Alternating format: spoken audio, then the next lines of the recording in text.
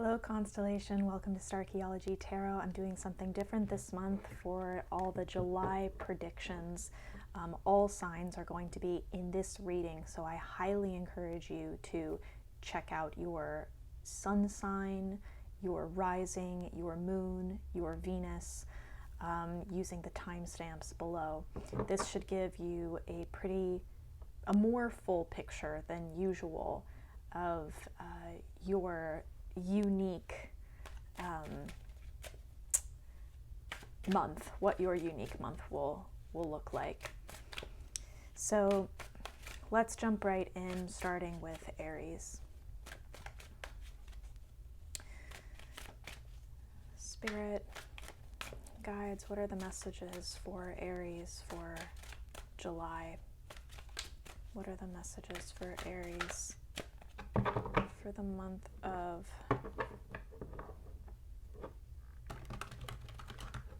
July?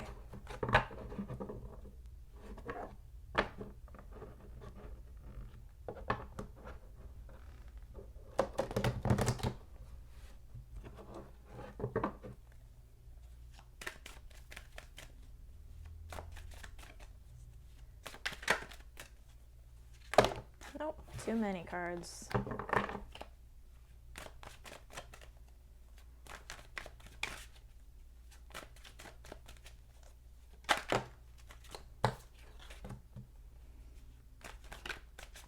Aries for July.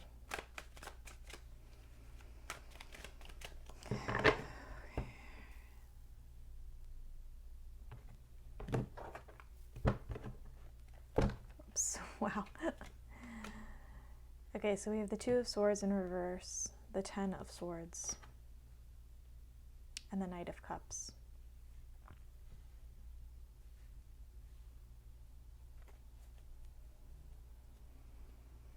Okay, Aries,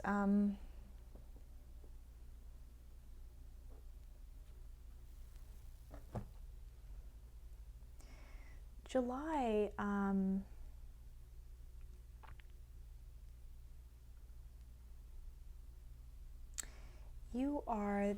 maybe you've been sitting on a decision, you've been feeling like you need to make a decision, and there's different messages here for different Aries, so listen up to the whole reading here. For some of you, this is about a shift in the energy around a decision that you've been feeling pressure to make. So you may have found yourself kind of in this stalemate energy with this decision, not being able to go one way or the other, and really trying to get quiet and listen to yourself. And now finally that energy has been reversed. So you actually are in touch with the truth of what you need to do now about this decision. And this stalemate energy is being turned on its head. You're actually going to be able to take action now in July regarding this decision. For others of you, this is actually communicating the thing that is in reverse is the intuition. Whereas upright, we see her not making the decision, being in this stalemate state, but being able to see with her third eye. Some of you are not making the decision yet, because what is being blocked energetically right now is the connection to your third eye. It is your connection to your intuition. And so that is extending the waiting time, or it's extending the decision-making process. Now that's what you find yourself in. What's making this harder, that's not even the obstacle here. This is just kind of the premise of your July. It's around a decision and having to make a decision. What's complicating this in some way, whether it's the thing that's blocking your intuition, making it hard for you to hear your intuition, or the thing that makes it harder for you to act on the knowing that you do have the decision that you have already internally made and figured out. What's standing in the way of that decision and acting upon that decision is this Ten of Swords, which is some sort of ending that has either just happened for you or is happening for you in July. So some of you, this is a very expected ending, and yet it's still catching you off guard in some way. It's like, I know that this was coming.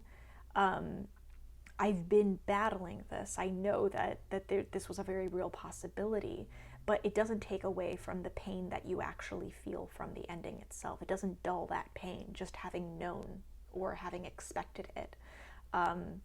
It still is painful for this thing to end, and maybe it's the pain of that that is distracting you from the decision and from the action, the future action you need to take.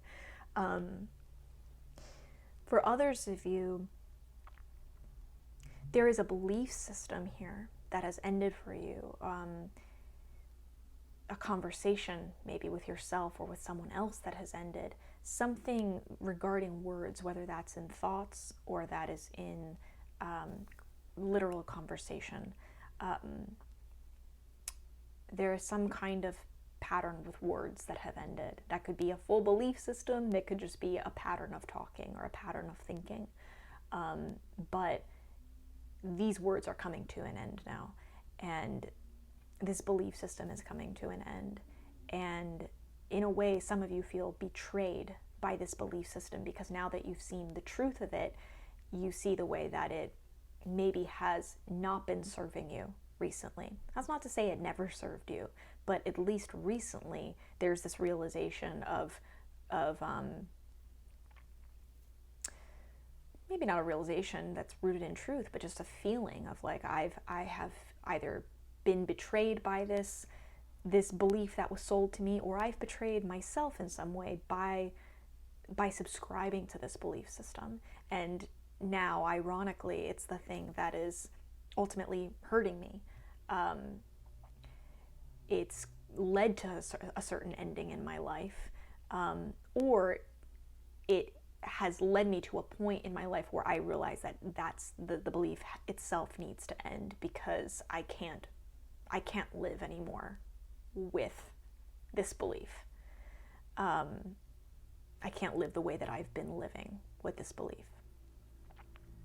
So that is really the obstacle that you have when moving into July and having to make a decision, even if you are certain about the decision, or what your intuition is saying about the decision, even if you're like, I'm no longer at this stalemate and I know what I need to do about this, the belief system that's ended for you, or the way of thinking that's ended for you, doesn't support this necessarily. And that's what is strange. This is a choice between your intuition and your logical mind. And that is creating a conflict for you in July. Working through the ending, the natural death of a way of thinking, of a belief system, of something that you've been saying or telling yourself, or something that someone else has been telling you. Working through the processing, the ending of that is, for whatever reason, making it hard for you to move forward with this decision. What is the advice? Knight of Cups. Knight of Cups,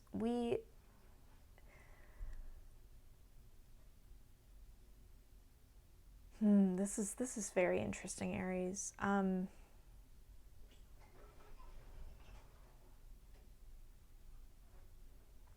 For some of you, I think that this ending, because it is so, it's like a mental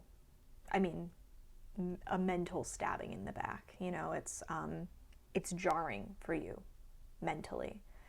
We have two swords cards here, very thought focused, very words focused, and then we have cups, which is water, feeling, the heart. The biggest piece of advice is to, if you're feeling wrapped up in this conflict, getting swept away in this conflict, of swords, swords against swords. The greatest thing that can help you is actually turning off the mind and connecting to the heart at times to center yourself. And that's not, that takes a real kind of careful awareness, Aries, because there are going to be feelings that you have that aren't pure feelings, but rather reactive feelings to the thoughts that you're having. My advice to you is to separate out those feelings, those reactive feelings, from the pure feelings. The feelings that you feel in moments of high faith and trust, not the feelings that you feel in moments of fear, because those are reactive. Those aren't pure. That's not your heart wisdom speaking to you. That's your heart trying to protect you. There's a very different, those are very different paths, very different actions of the heart trying to protect you and survive versus the heart trying to teach you. One of those is rooted in fear, one of those is rooted in love. So as best as you can, when you feel wrapped up in this swords on swords conflict, the advice really is to lose yourself enough in your feelings that you get far away enough from these thoughts, far away enough from these beliefs, so that you can actually access pure feelings that are active feelings, not reactive feelings. Knight of Cups is so much about fantasy, about getting lost in your inner world, your dreams, your daydreams, and using that almost as a map. You know, the Knight of Cups has his whole journey, adventure mapped out inside of himself before he ever takes a step in the outside world. His inner world is so rich, he's so abundant on the inside, that is what gives him direction, inspiration, creativity in the action that he will eventually take on the outside. If there's anything that you can do for yourself, it is, especially when we talk about manifestation here, it's feeling the feelings of how you want to feel. Accessing, choosing certain thoughts and belief systems that help you feel high vibration emotions, so that then you can be living those emotions, and it's those emotions that actually change your reality, help change your reality for you. So much of the work of changing your life, changing your reality, making the decision, acting on the decision, is about helping yourself feel a certain way, feel the way that you need to feel in order to move forward with integrity, in alignment with your highest self, with love, with courage. Sometimes it's not like tricking ourselves, but there is a kind of conscious choice that happens when we really actively choose our feelings, choose our thoughts, and curate our life experience, so that we're not just living in this place of reactivity constantly and unconsciously creating based on those reactions. So I hope this gave you some direction, Aries. You will move forward with this, with processing this ending. This is a good thing to move through. Once you process this ending, you enter a new beginning, and that new beginning is a new adventure, one that's actually aligned with your highest feelings, your most no, that's not the word I'm looking for. Your most supportive, light feelings. The ideal that your heart envisions for you, that isn't rooted in ego or fear, but really just in pure love. And the decision, you will be moving through some decision-making process this month, and just rest in knowing that you will find yourself on the other side of that. And it may be just linked with processing this ending appropriately, not allowing the ending to stall you, or the ending to make you doubt what you know. I hope this was clear, Aries. I'd love to hear how this looks specifically for you in your life, so feel free to comment below. Watch your other placements for a fuller picture of the unique recipe that is you. Hi, Taurus. This is good for Taurus, Sun, Moon, Rising, and Venus for the month of July. What are the messages for Taurus from your guides? Messages for Taurus for the month of July.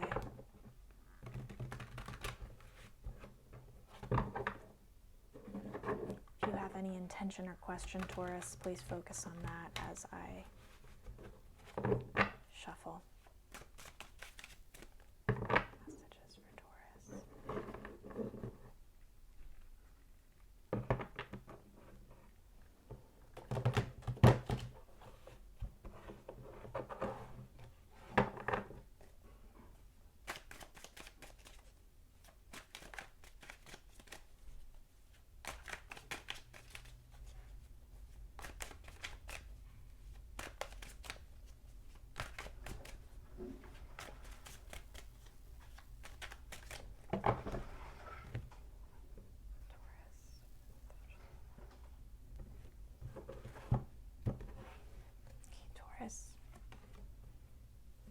Ten of Wands, the Tower, Taurus, and the Eight of Pentacles in reverse.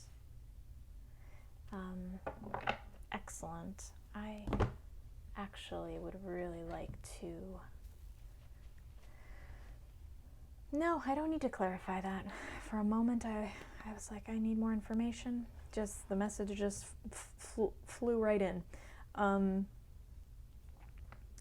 Taurus, July, 10 of Wands, you are feeling, many of you are feeling, okay, two different ways, so listen up, and if the first thing is not resonant, just wait for the message that's for you.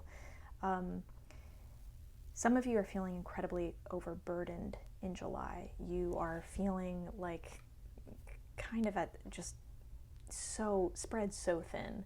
You have said yes to so many things, you're committed to so many things, and it's obscuring your way forward. It's keeping you from walking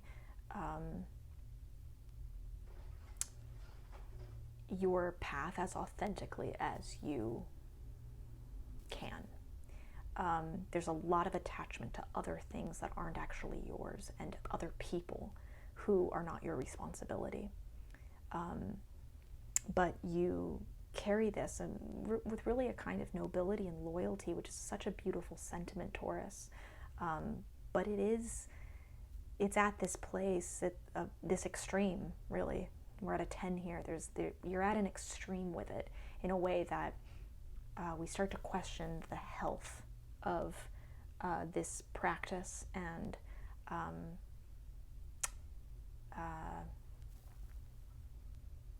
how you are moving forward, because it's really stalling you. It's actually stopping you from moving. I'm hearing there's like a false appearance of productivity. Like you have so many things that you're carrying that it makes you, it creates the false illusion of being busy, of doing things. But that's a very different thing from actually moving towards the destination where you want to be. You can be busy and be busy with things that aren't actually progressing you on your path at all. They're more distractions. So many of you are in this place in July. Others of you are at the end, if that wasn't resonant, you're at the end of a journey, a very desire-driven journey, something that you have wanted, that you have been pursuing. You are reaching the end of it, and you're at this stage of incredible hard work, and it's tedious. There's a tediousness to it, and you're burnt out. which makes it really hard to keep walking, to keep taking those final steps. But you really are there. The end is within reach, and that is really exciting for you. Now, this is just the state that you've been in, or that you are in, Taurus, in July. The thing that makes this difficult, whether it's walking those final steps to the end or unburdening yourself, fixing the issue of spreading yourself less thin, of taking some of these sticks out of your pack and saying no to things and drawing boundaries and saying, I need to lighten my load so that I can actually keep moving. The thing that is keeping you from doing that, or that is making that particularly challenging, is this Tower moment that's happening for you in July. So there is something that is coming to total destruction for you in July. Now wait, this is not scary, this is beautiful, and this is exciting, because the Tower is the destruction that always precedes creation. It is the destruction that invites intense enlightenment and leveling up. And it's something that comes to you completely out of your control, but really as an act of God, like a lightning bolt striking something. There's a feeling of randomness to it, like this, no one did this. It feels random in that way, but also this kind of mysterious purposefulness. Like it's this cleansing moment. I'm hearing it's a cleansing moment for some of you, a wiping of the slate clean, a cleansing that might feel painful, uncomfortable, but it's something that just had to happen to help you see something about this situation. Now, some of you, the things that you're seeing, the truths that you are witnessing, the enlightenment that is swooping in for you right now, it is going to be amazing for you in the long run, Taurus. But it does interfere with this situation. It makes it impossible for you to keep doing this, but also for you to fix it. Like I'm hearing that some of you are just kind of going to be frozen in July, like feeling like there's nothing I can do. I'm just free falling, and I have to just free fall and have faith that I will be caught when I reach the ground. That's how scary it is. That's how it's like a loosening of your grip, a loosening of control, maybe a loosening of the attachments of this Ten of Wands. It's very scary. It's just it feels so uncomfortable and disorienting, Taurus. But the way that it feels, don't judge this situation by its feeling, because this is the thing that could liberate you. It really is the thing that could liberate you, especially if this has felt like somewhat of a prison to you, of being stuck in this pattern of overburden and not being able to see your way forward. This is the thing that blows you off of that path, blows all these wands all over the countryside. You lose them. You're no longer able to even find them, let alone carry them. Or really vice versa, you're not able to carry them, let alone even find them anymore. And while that initially feels like a loss, it actually could be your greatest blessing. It's actually not in conflict with this at all. This is very supportive of working through this Ten of Wands moment. It's like you need Tower energy, you need destructive energy to force you to get out of this, Taurus, to force you to get out of this overextension of yourself, this overcommitment of yourself. So this lightning strike, while it feels scary and, disruptive, it's like it's a storm that just happens. You have no control over it. You're here for the ride. It will leave you in a much more peaceful, aligned place. Now, what's the biggest piece of advice? Let go of the path, Taurus. Let go of what the plan has been. that plan may not be the plan that you thought it was going to be. That plan may not be getting you to where you thought you were going, especially if you have not been moving in a very long time. This is turning that kind of productivity just for the sake of productivity, but not really for the destination. This is turning that on its head.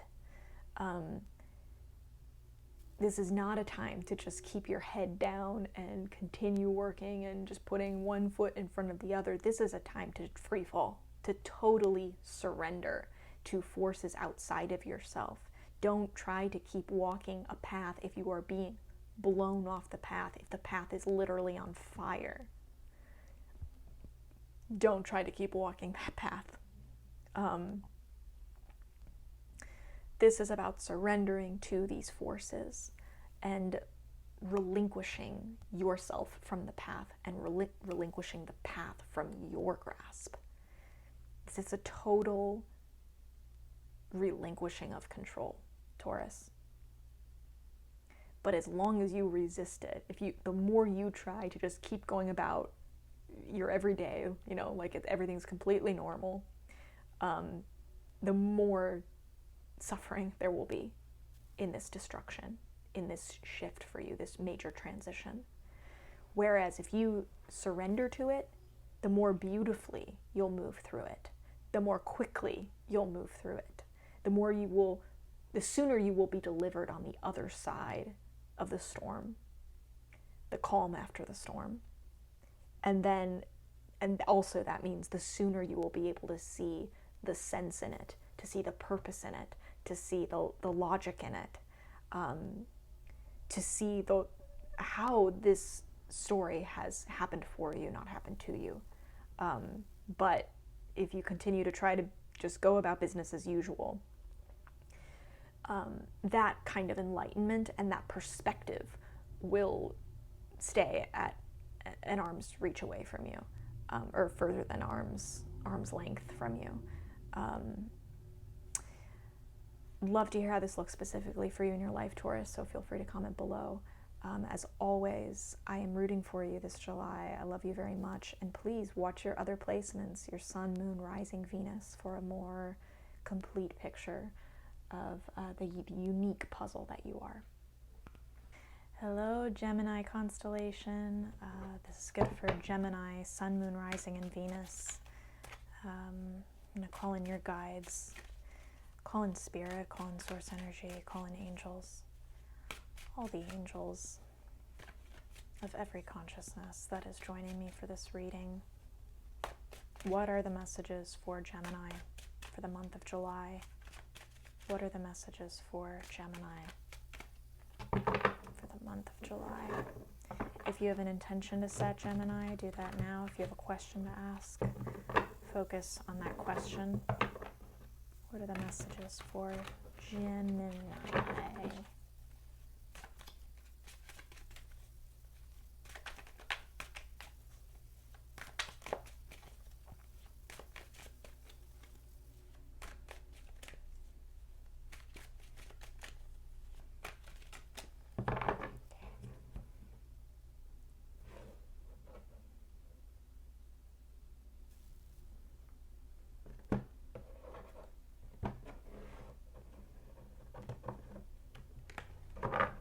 Okay, Gemini. Ace of Wands in reverse, Justice, Knight of Pentacles. Beautiful. So,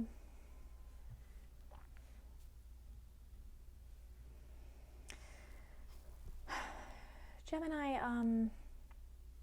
some of you are feeling July like your connection to inspiration, to motivation, to whatever fuels you, or even just like knowing what you want is completely blocked. You feel like there is a real disconnect from your fire.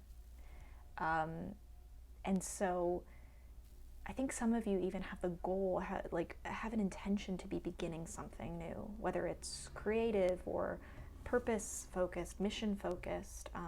Maybe you do know what you want, but you can't take a step. You can't start moving in that direction.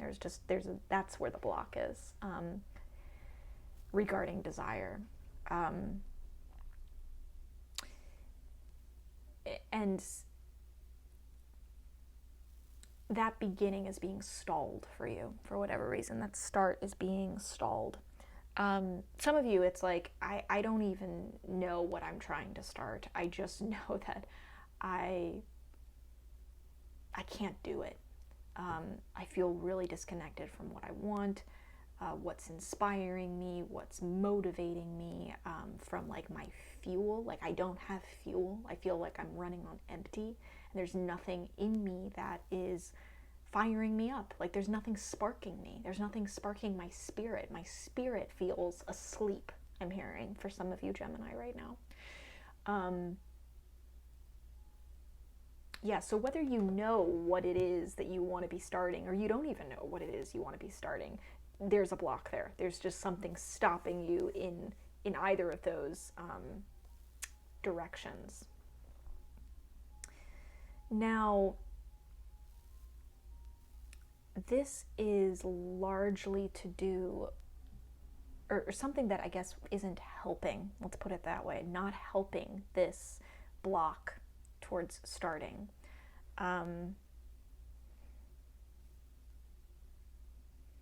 Is we have the Justice card here. So I think for some of you there's okay, I'm getting a lot of different messages here, so listen through for the full reading to hear the message that's resonant with you, because there's different messages for different members of the constellation here. First of all, there are some of you are having a really hard time discerning right from wrong, and it's that kind of, I want to say, obsession. Like there's really a high focus on trying to do the right thing, or figure out the right thing, or figure out the truth of something, and that preoccupation is keeping you from being able to even figure out how you feel about this thing, about your situation, about your desire, about the direction you want to move in, about your inspiration, your creative life, your motivation. Like that's what's that. It's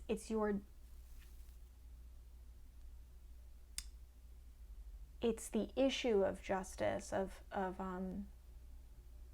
not knowing what's right or wrong and trying to figure it out, that is keeping you from starting, or from feeling sparked, from feeling like you are lit up by anything. So you're just dark. You've gone dark, Gemini, and part of it is because of you're not really knowing about this right or wrong thing, and maybe being obsessed with trying to do the right thing, and that's stalling you in a way.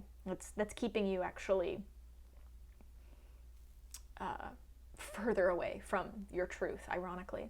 Now, others of you, it's that there has been justice that's already been served. So you have found out the truth about something.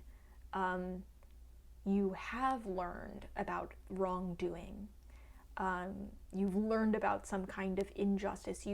The scales have already been set about something. You've seen, like, this is what the jury has said about this situation in my life. This decision's been made about me in this relationship. My job has decided to do this, and it affects me in this way.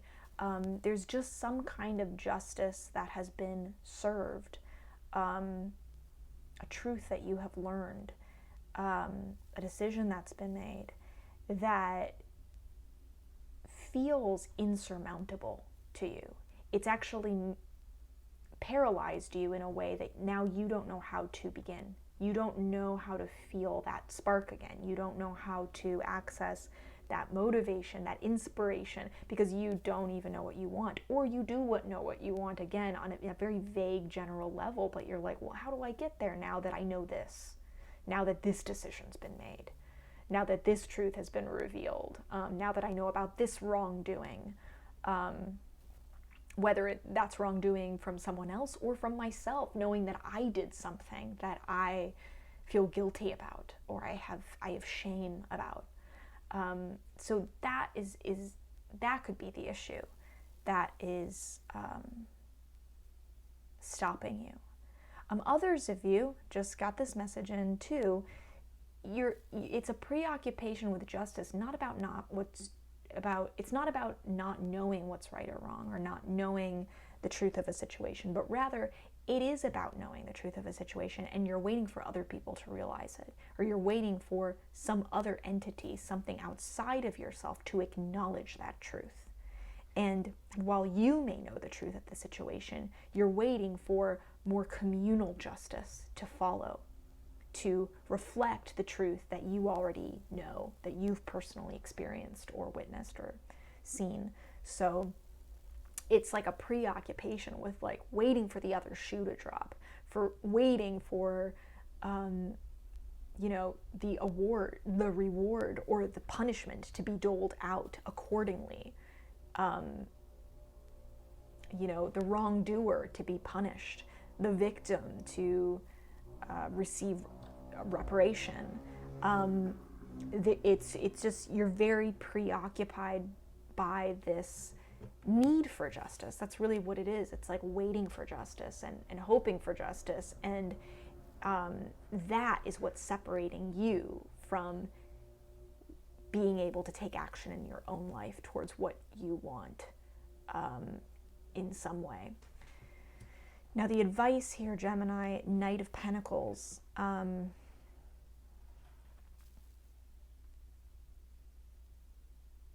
This is not a marathon, this situation.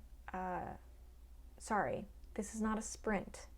It is a marathon, Gemini. So this adventure that you're on,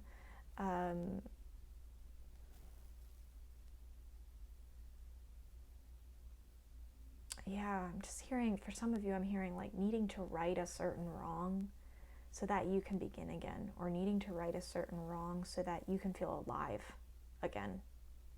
You can feel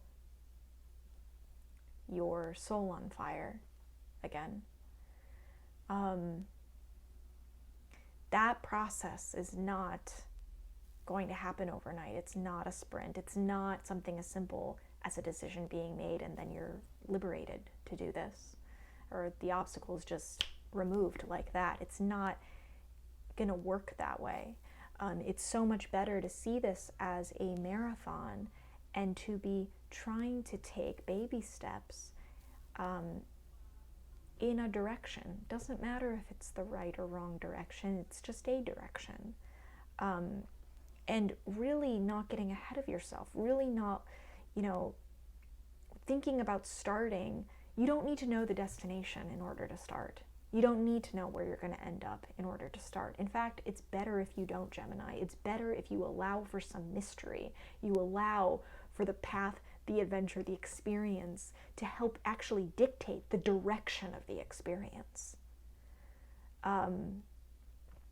If you're trying to figure out your route every step of the way before you even begin, there's a good chance you'll never begin.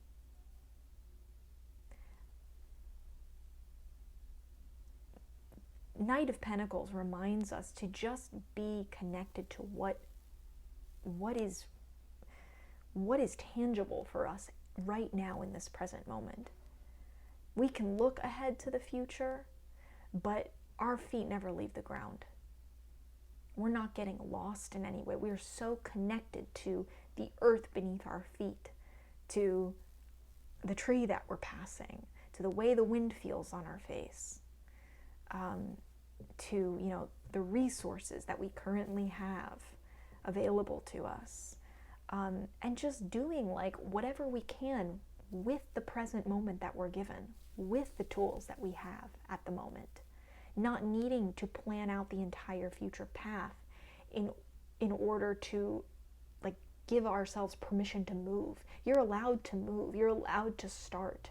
In fact, sometimes action without desire, without direction, without knowing, is the thing that informs the desire. It is the thing that gives us our direction, helps us find our knowing.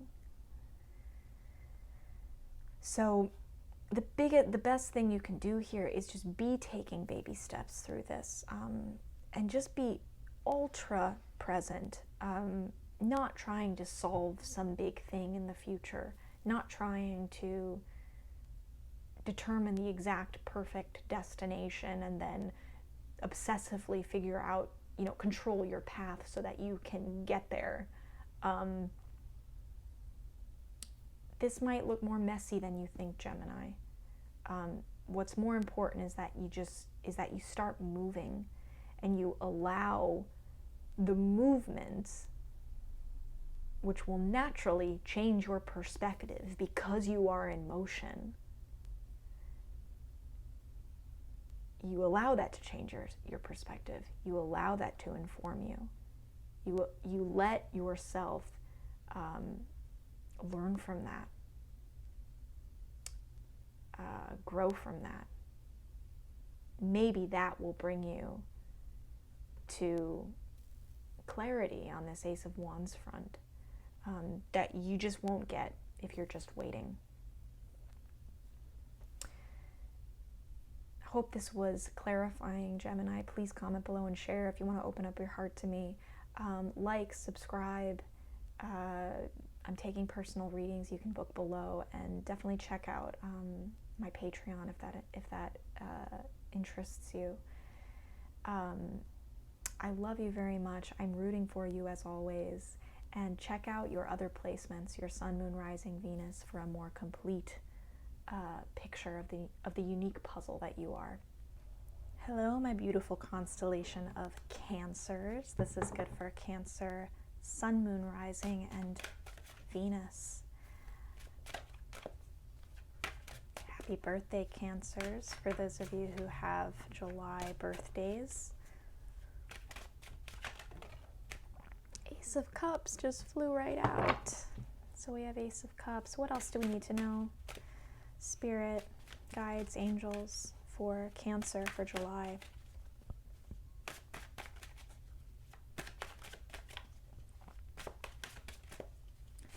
Oh, that's too many. That's 10 cards. We just want 2, Spirit. Give us 2 more cards for July, please, for Cancer. The messages for Cancer. Yep, I can draw them.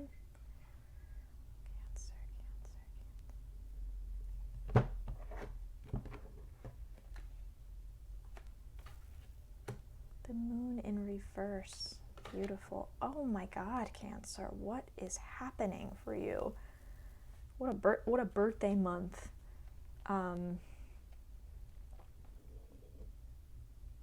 This is really quite cool. So, God, this is such beautiful. I'm already getting so many beautiful messages for you, Cancer. Ace of Cups. There is a real emotional renewal for you this month. Some of you, it's just emotional fulfillment. Your cup, you're finding, is so full this month. It's just full of such fulfillment, peace, joy, love. Really just the highest vibration emotions that you're experiencing this month. And it's just coming from inside you. Like it's just you really experiencing an internal shift that is so beautiful and has such potential to positively impact your life and your reality. It's like it really is the definition of like the internal shift. It's starting inside you, and then you'll see that reflect in your outside world. Others of you, this is more literal. There is something happening in your outside world. It is this new love that's blossoming, whether that is a new love with a person, a friend, a passion, a hobby, something that you are falling in love with, a new activity. it's like the beginning of a beautiful romance with something or someone. And you know, you're in this kind of like early falling in love stage in July, and that is such a wonderful vibrational place to be in.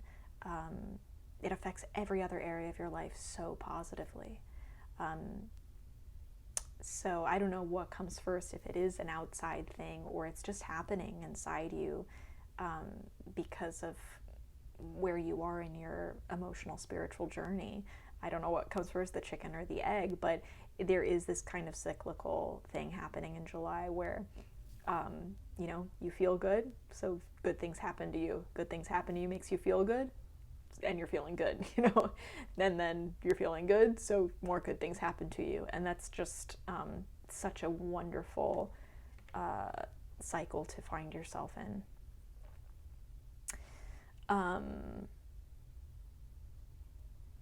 Yeah, something, and if it's not new, it's not a new like literal romance. I mean, it really just could be like something's happening to really fill my cup for me this month. It's something's really fulfilling me this month, and just my heart is full. There's something happening that's making my heart so full this month. The obstacle to this new romance that you may be feeling is that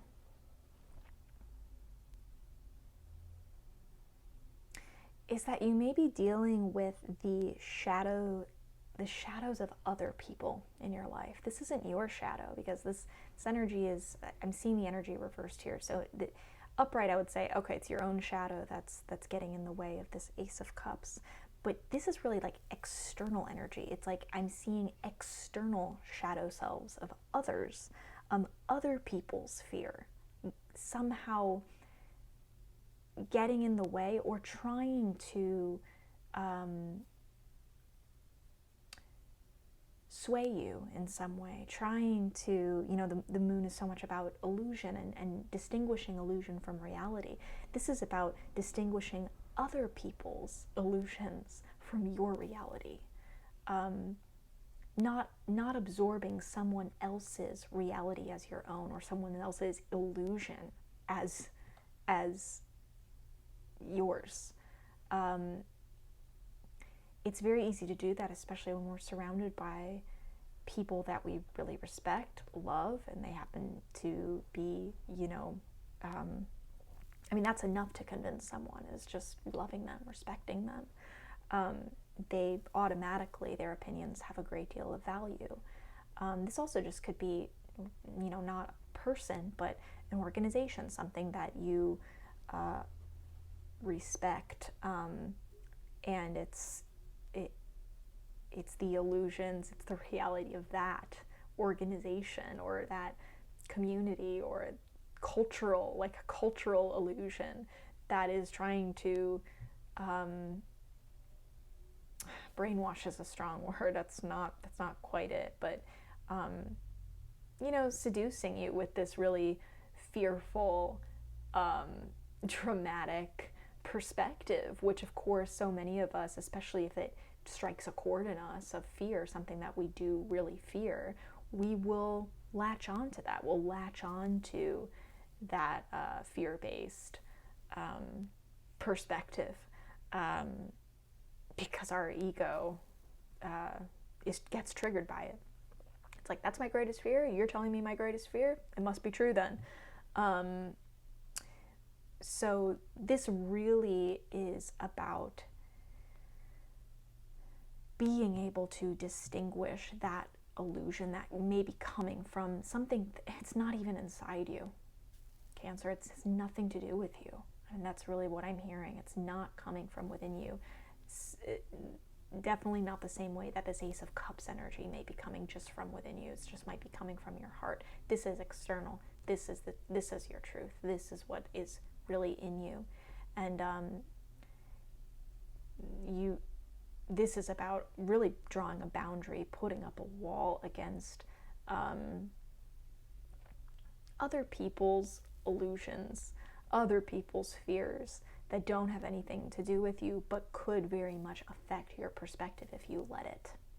Especially your perspective about this new romance, this new love, or about just this thing you love, or maybe it's even about your joy. You know, maybe it's someone who's going through a very hard time right now, and you're in this like kind of dopamine, like falling in love place, and this person is extremely skeptical and like, you know, offers kind of comments on the side that are like, well, you know, it'll never last, success will never last, or, you know, achievement feels good for a second and then it's gone, like live it up while you can, like really just Debbie Downer energy. Maybe it's something as simple as that, and this is about not letting their fears become your fears, not letting their illusions that they are struggling with, their demons, their shadow selves, not letting that become your struggle, because it doesn't have to. The biggest piece of advice here is the star, which couldn't be a better message. I'm just going to say that the guidance here is to believe that your highest dream can come true, Cancer, because that dream is planted in you because it is possible. It wouldn't be planted there if it weren't possible. The other element of the star is that there is healing to be had in you allowing yourself to be swept up in these really pure, beautiful feelings of love and joy and fulfillment and, you know, that high dopamine rush. Don't try to temper that with feelings of doubt or fear, especially if those feelings of doubt or fear come from other people, which is what I'm seeing they do. They don't really belong to you. You can allow yourself to be lost in this goodness, to lose yourself in these blessings, and find yourself like hoping and daydreaming about the things that you're experiencing and also where they can lead. There's nothing scary or wrong about hoping. It's a beautiful thing. In fact, it's what you should be doing. That really is the advice of the star, is allow yourself to hope. Allow yourself to get excited about that wish being fulfilled, about that dream coming true. You are always becoming a greater container for joy, fulfillment, peace, which means that what you are experiencing right now and what you have experienced in the past is only a fraction of what you could experience in the future. Meaning you have so much more potential for good to experience in your life. You have so much more potential for joy, fulfillment, peace, love to experience in your life. And that alone should inspire you, Cancer, to hope, to be excited, to yes and accept these good things happening to you, not immediately doubt them, because that energy of doubt and fear, when it comes along with love, it takes us immediately out of the present moment. We can't really fully enjoy it. We can't really lose ourselves in it, because that doubt is always going to be a shadow over the joy that we feel. You can feel pure joy. You can allow yourself to feel pure love, pure fulfillment.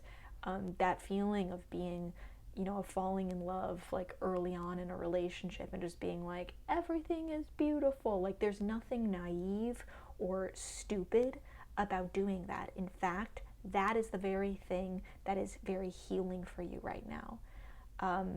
That is your defense against other people's doubts, fears, and their illusions about reality. That might be very triggering to them. And of course, be kind to others. You don't have to rub this in their face. But know that you don't have to take on anything that they are putting out to you. And that the truth and purity in the love and joy and these high vibrational feelings that you're experiencing is enough to just fuel you and move you closer to your dreams, move you to greater, deeper understanding and healing, and that can be something that you just keep to yourself. It doesn't. You can share it. You don't have to share it. But just know that it may be affecting that relationship that you have with others and what they are projecting on you. So something to be mindful of.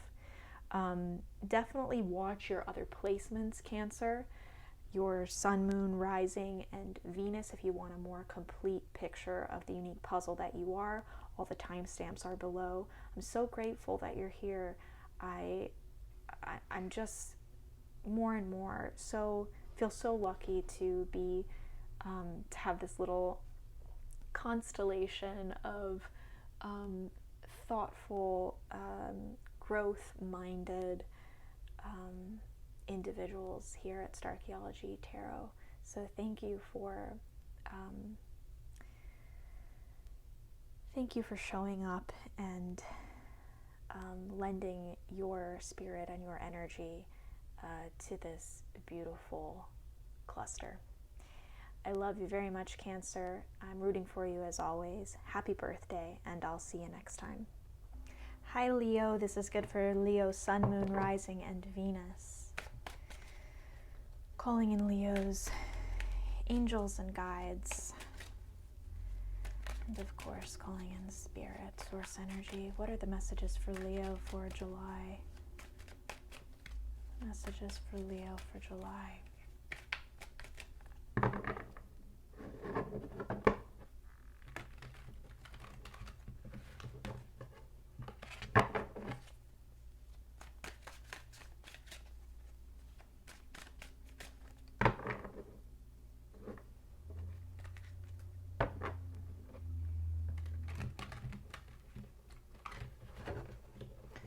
What are the messages for Leo for July?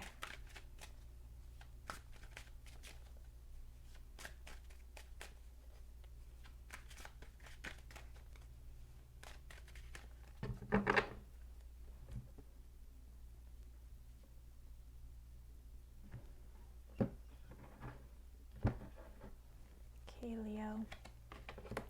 We have the Queen of Cups in reverse, the Nine of Swords, and the King of Wands in reverse. You're dealing with some anxiety this month, which I'm hearing for many of you is kind of out of character, or maybe not, just at least it's unusual to this degree, let's say. Just being really in your head and getting very lost in your thoughts and judgments, whether those judgments are coming from yourself or from other people. It's like you're not alone in your own head, and you have a lot of voices and opinions echoing inside of yourself, which is really your space. But you're giving so much power to these other voices, these voices that are either bullying you, shaming you, berating you, and it's just creating a great deal of anxiety, because the suffering isn't necessarily coming from your actual situation. It's coming from what you're thinking and saying about the situation. And I think that's the biggest distinction that you need to be aware of this month, that it's not the situation itself, it's what you are thinking about it and what you are saying about it, or what you think others are saying about it. You're very affected by thoughts and words this month. Thoughts and words are not necessarily the truth, Leo, and that's the most important thing that you can remind yourself and remember. Especially because the advice is literally saying, do not act rashly. don't be this King of Wands, who just races into battle the moment he feels a spark of motivation or purpose or direction or desire. This is a time when desire is not necessarily aligned with actually what is best for you or what your higher self wants for you. Oftentimes the things that we want are bad for us. The things that we want are rooted in fear or ego, self-preservation, self-survival, resistance to change. So it's really easy sometimes to just think we're honoring our truth by honoring our desires, but desire isn't always necessarily the truth. You need to discern whether or not that desire is rooted in love or in fear, whether it is you just avoiding challenge or it's you actually avoiding something that's extremely harmful. There's a big difference. Challenge isn't harmful. Challenge helps us. Discomfort can help us. There are things we need to go through that are uncomfortable. And there are also things that we don't need to go through that are uncomfortable. But you need to be able to know the difference between something that is here for us as an opportunity to learn versus something that is really pulling us off of our path, something that's really not aligned with our highest self.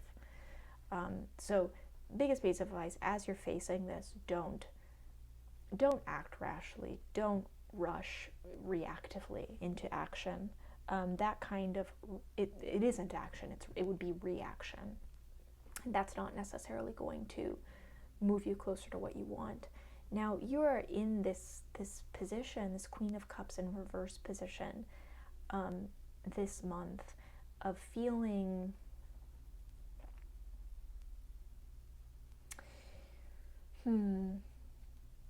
I want to say you're feeling a kind of resistance to your emotional intelligence. Your willingness to get really vulnerable, to go really deep, to open up your heart in a maybe scary way. That is what the Queen of Cups truly is queen of. And I'm seeing this being in reverse as kind of a resistance to this, of being like, I'm not standing in my authority, in my emotional sovereignty, by honoring the things that make a queen powerful. Not a king, but a queen.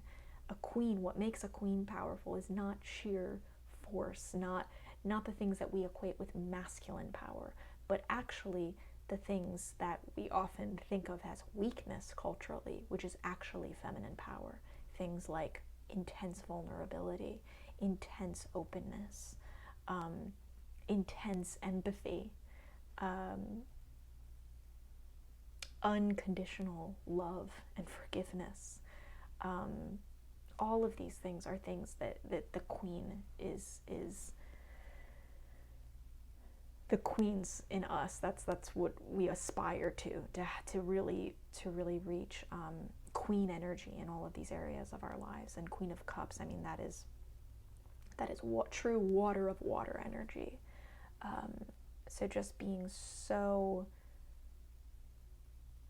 open emotionally, brave emotionally, a leader emotionally. I think for some of you, Leo, this may be about you not taking initiative, emotional initiative, and instead just feeling like that's someone else's job and you'll follow. You're resisting you're resisting an opportunity for you to be a leader in your own emotional journey. Or maybe it's an emotional relationship with someone else. But you're resisting your role as a potential queen, as a potential leader in that.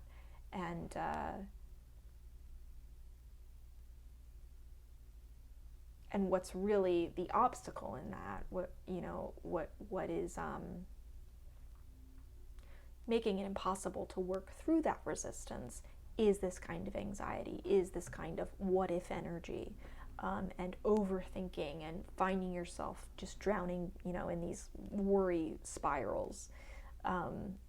That is the thing that actually keeps you from turning this energy around, from standing in your emotional power, the power of your emotional intelligence, seeing your vulnerability and openness as a strength and something that you should actually pursue and continue to work on.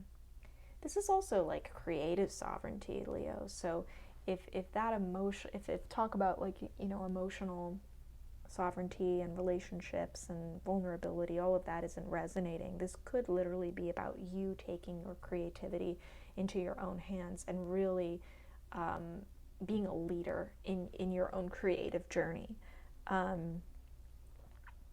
Some of you are feeling really creatively, stunted, maybe even paralyzed this month, feeling like you don't know how to take the reins on it. And what's stopping you from doing it is this doubt, is the doubt that's in your mind, the skepticism, the questioning, the fears, the what ifs, the worry spirals, just getting so lost in your thoughts and taking your thoughts as facts, or taking the words of others or the words of your inner censor as being truth, as being fact. And that is by no means truth or fact. This is a time to question your own thoughts, question your own thinking, and challenge it. Definitely don't react. Don't just react to this situation to make yourself more comfortable, because that's not going to lead you to what you actually want or what is actually best for you. It just might make you temporarily more comfortable, but in the long run, that really only sets you back. So I hope this there was something in here that was resonant for you, Leo. I'd love to hear how this looks specifically for you in your life. Definitely check out your other placements, your sun, moon, rising, and Venus. I'm using the timestamps below to get a more full picture of the unique puzzle that you are. As always, Leo, I love you very much. I am rooting for you. And, if your birthday is this month, happy birthday.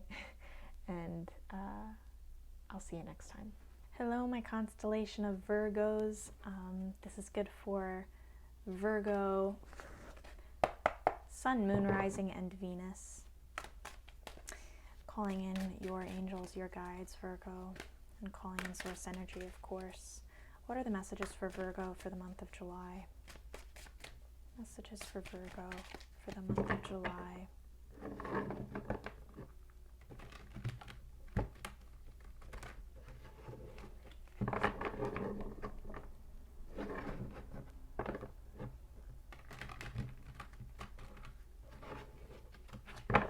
What are the messages for Virgo?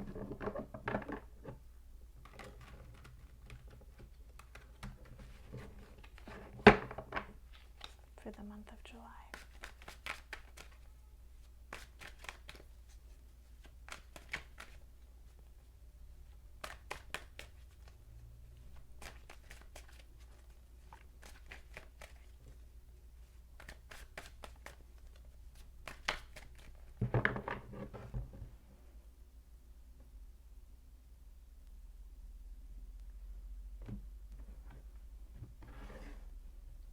Virgo.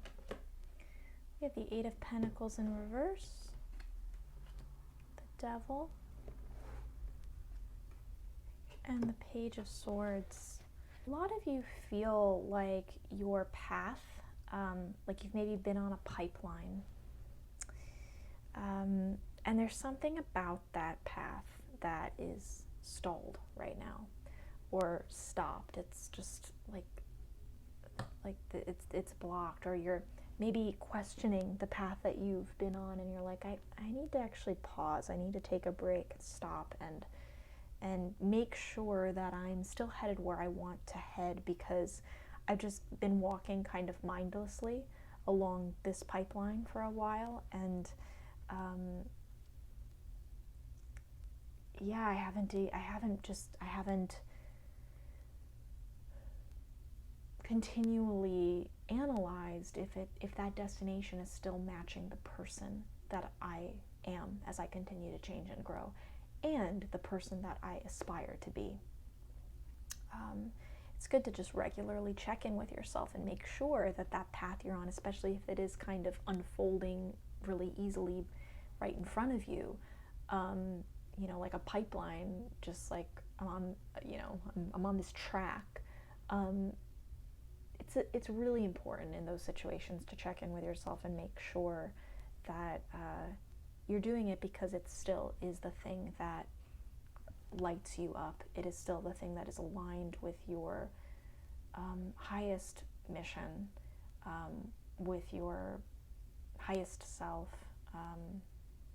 and your highest good, of course. It's very easy when we're kind of set on a track to just relax and turn our brains off, turn off our curious minds, and just not question, because it feels safe to just continue walking a path that we're already on. It's like, great, that's already solved for me. I don't need to figure out the way, I don't need to just keep stopping and making sure that this is the right direction, because that stresses me out. But for whatever reason, your path, there's like a feeling of your path being blocked lately, and or just stopped. Like you're just resting. You're not sure that you want to be the master of whatever it is that you've been working towards. You're not sure you want that mastery. Now, the thing that is really challenging this, because this situation in and of itself isn't necessarily a challenge, it's just honoring it's really about just honoring a pause. Like, you're allowed to pause. Honoring the fact that maybe the pipeline ended unexpectedly. This is just the situation, the premise that you're dealing with. What is the challenge for you in this? Or what is really the obstacle in surrendering to this, or just accepting this, allowing this to be, is this devil energy, which is this energy of negative self-talk, doubt, fear, allowing fear to create kind of cyclical thinking, or negative thinking patterns, or even negative behavioral patterns. The devil can symbolize addiction, whether that's substance addiction, or it's addiction to self-abuse, negative self-talk.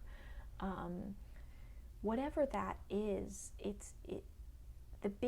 your biggest challenge here is some kind of negative pattern, a pattern that isn't good for you, that is trying to keep you small, or trying to keep you enslaved in a way, trapped,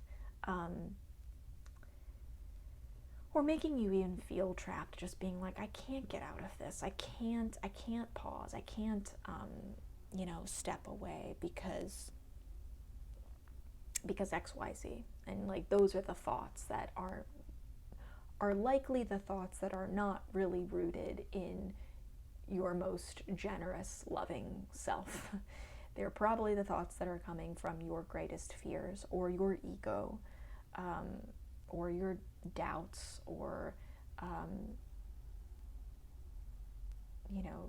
words from others who you care about, but who aren't necessarily, it's not really any of their business. It's, this is their projections maybe onto you. Whatever it is, this pause is really making you face your shadow self, Virgo. It's making you face, it's almost like you've paused long enough for your demons to be like, oh, hi, I'm here. Are you going to deal with me now? Like, you've been moving so fast, and you've been so distracted by the track that you're on, that's probably been a really great coping mechanism for ignoring me. But I'm a part of you, and hey, let's engage right now. So that really is this is an opportunity for you to face your shadow, Virgo. Ironically, like this often happens, I feel like, with these first two cards. You know, we think about these things as being conflicting, but actually it's this that allows for this to happen. This isn't necessary. This doesn't have to be an obstacle, Virgo. This can be an opportunity. Always facing our shadow selves, facing our demons can be an opportunity. And this stillness, this abrupt stopping of whatever this track that you've been on, whatever walking this path, you know, whether the path ended or you've just stalled or something unexpected happened that has made you pause, that is an opportunity for you to finally deal with this part of your shadow self, because that is a part of you, and it is only rearing its head to help you heal. It's only coming up right now to help you. It's happening for you, because the longer you don't deal with this, the longer this lives in your subconscious and affects you subconsciously, sabotages you in ways that you don't want to be sabotaged. Facing our shadow selves, becoming more aware of our shadow selves, getting to know our shadow selves, really like befriending this part of ourselves is what allows us to then function, engage with this part of ourselves in a much healthier way moving forward. Meaning we don't let it dictate our behavior subconsciously. We don't let this be something that just makes us react because we refuse to question or engage with it, and we just accept it as being, you know, as being truth often. But the more we do engage with this and really go head to head with this, that's when real magic happens. That's when real growth happens. When we start to understand our shadow selves, that just really deepens our capacity for light in our lives. The balance between dark and light becomes more manageable, better, beautiful even. You know, it's so interesting. Like, I mean, daytime and nighttime is beautiful, but it's usually always dusk and dawn, the in-between stages, that we talk about the most, the sunrise and the sunset. And those are the in-between places between light and dark, between our light self and our shadow self. Those are the places of engagement, the places of meeting between the light and the dark parts of us. And it's really that meeting, acknowledging that meeting, allowing for the awareness of that meeting, and that engagement that makes magic happen. That's what makes a sunset happen. That's what makes a sunrise happen. A sunrise and sunset in ourselves. So this does not have to be an obstacle. I guess that's my point, Virgo. It can be such a beautiful opportunity. Page of Swords, of course we have page energy here for your advice. Page, student energy, child energy, pausing, admitting what you don't know, being open to learning, and it's Swords. So this is really about reshaping your thoughts, things that you believe, things that you tell yourself, things you say to others and say to yourselves. This is a time to get really observant of your thoughts and your words, whether they're words you're speaking or words you're thinking. That is the single biggest piece of advice right now, because the more observant you get about this, the more you're going to become aware of this. And the more that you become aware of this, the sooner this situation will change, the sooner this blockage will dissolve, and you'll be able to move through that pause and start moving again. So feel free to open up your heart to me if you feel inclined to in the comments below, Virgo. As always, I love to hear from you.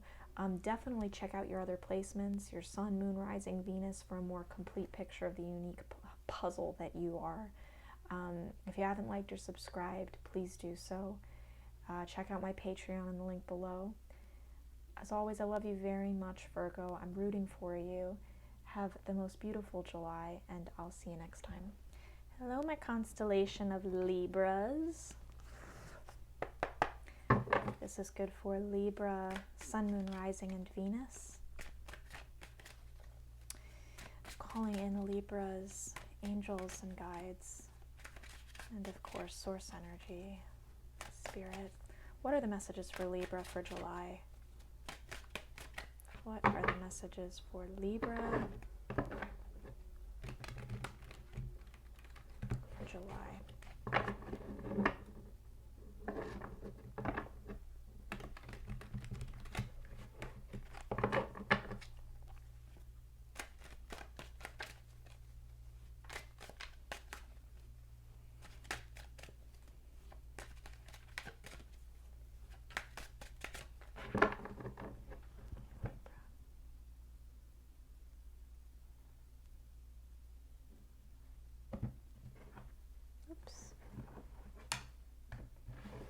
Okay, Libra.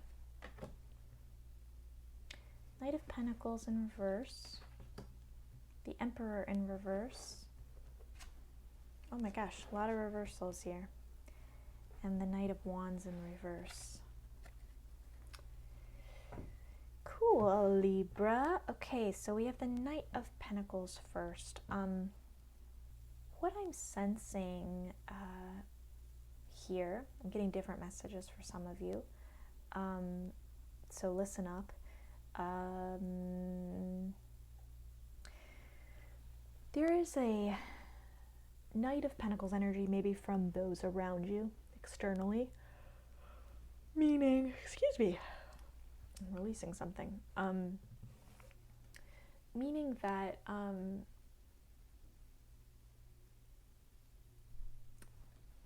others are treating something like some sort of project that you're involved in, or relationship or something. The external approach to this is much more like a marathon. Like, this is baby steps. We're just doing, we're just trucking away, chugging along. And what I'm sensing here is that you're much more in a sprint mode rather than a marathon mode. You really want to take action. You're like ahead of other people right now. You're like ahead of the pack. And that can be maybe frustrating. I see it really linked to this Emperor in reverse card. Part of it is because there's a lack of order to the way that other people are approaching this, or someone else is approaching this. It feels like it's chaos. It feels chaotic to you. And you're just kind of like, why are we moving like at a snail's pace? And it doesn't even make sense. Like, there's no logic there to support it. Yeah, so that's some of you. It's that the lack of order is actually the disorder and slow pace is really problematic for you. Now, others of you, it's not so much that. It's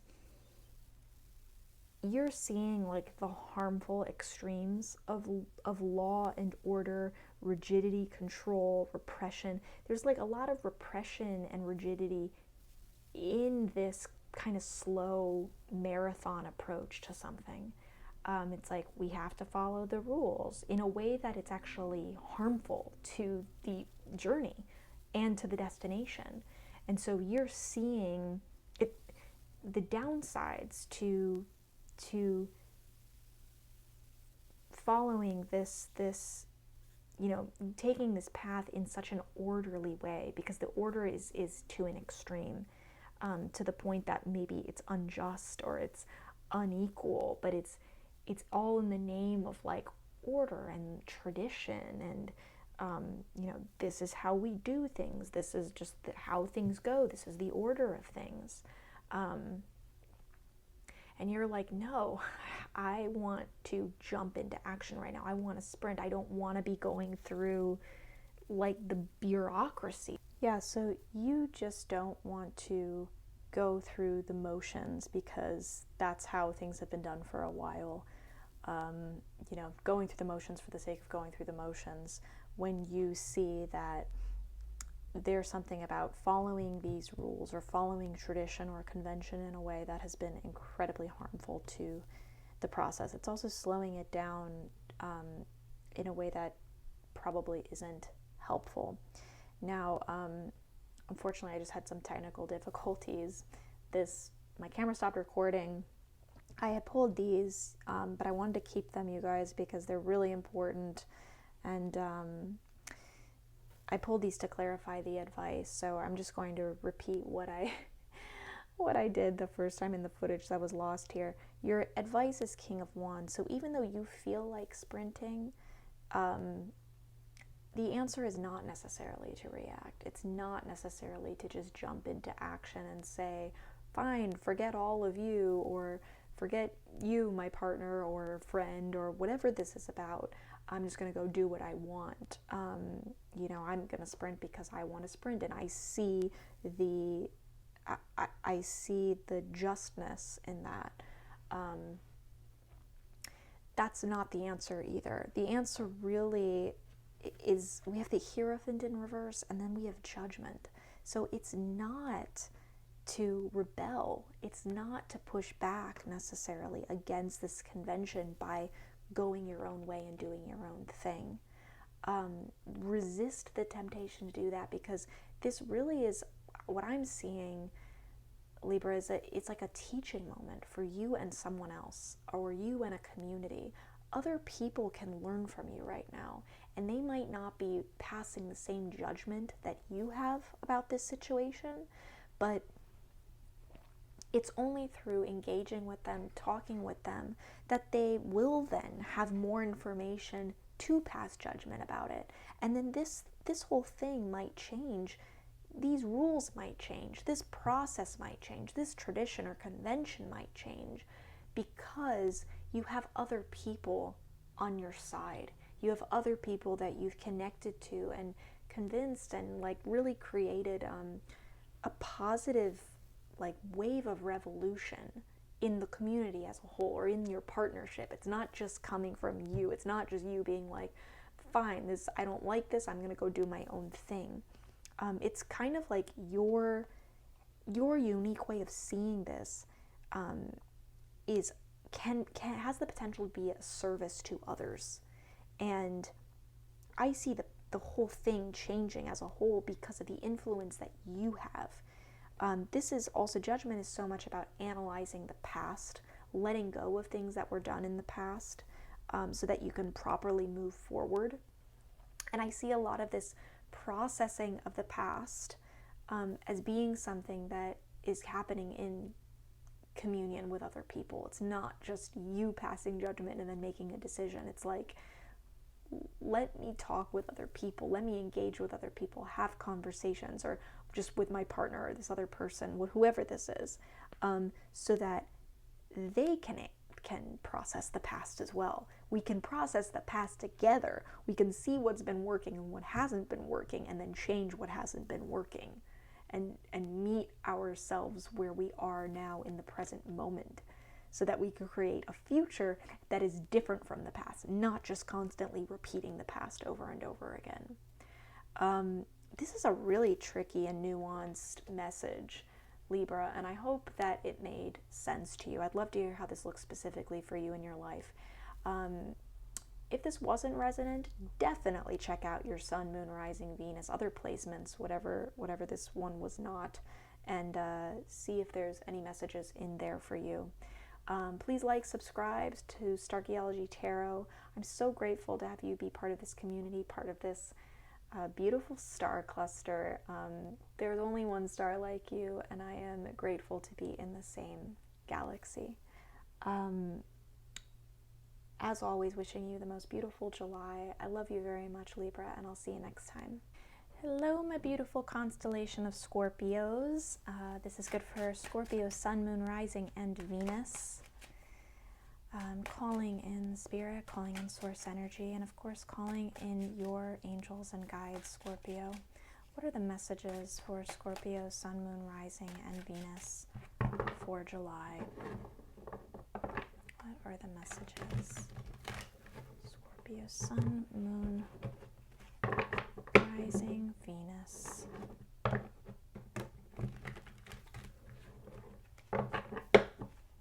For July.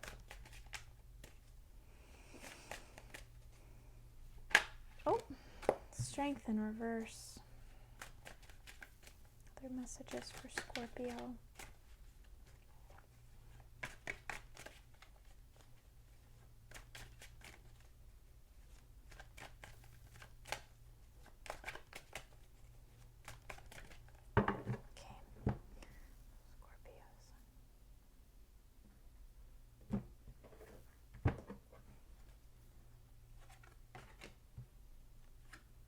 Wow, a lot of reversals, Scorpio.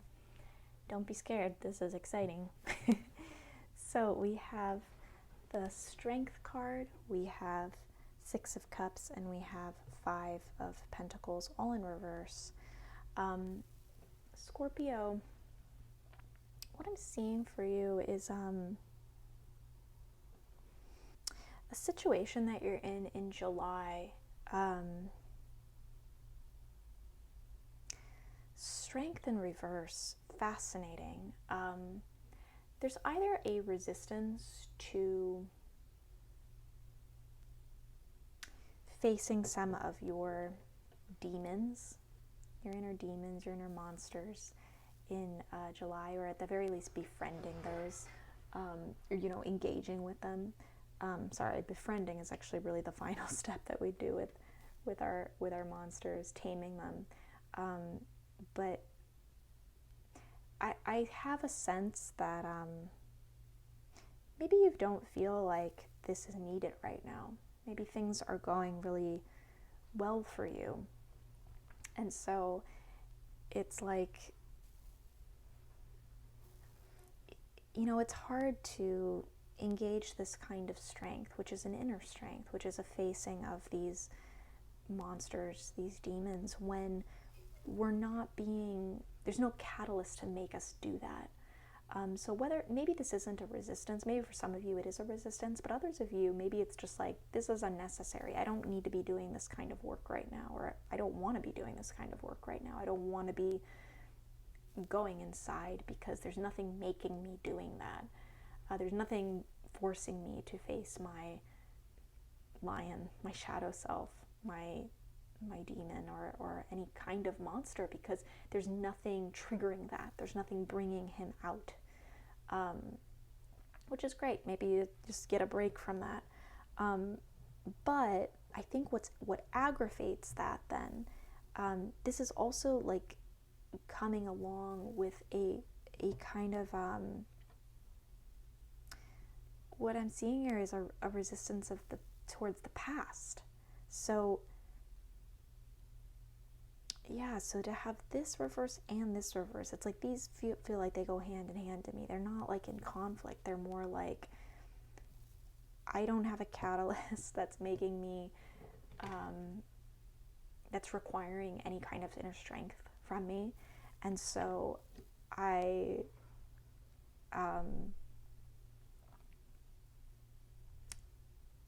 I'm also resisting things in my past that I otherwise might be looking at right now, or be noticing or observing.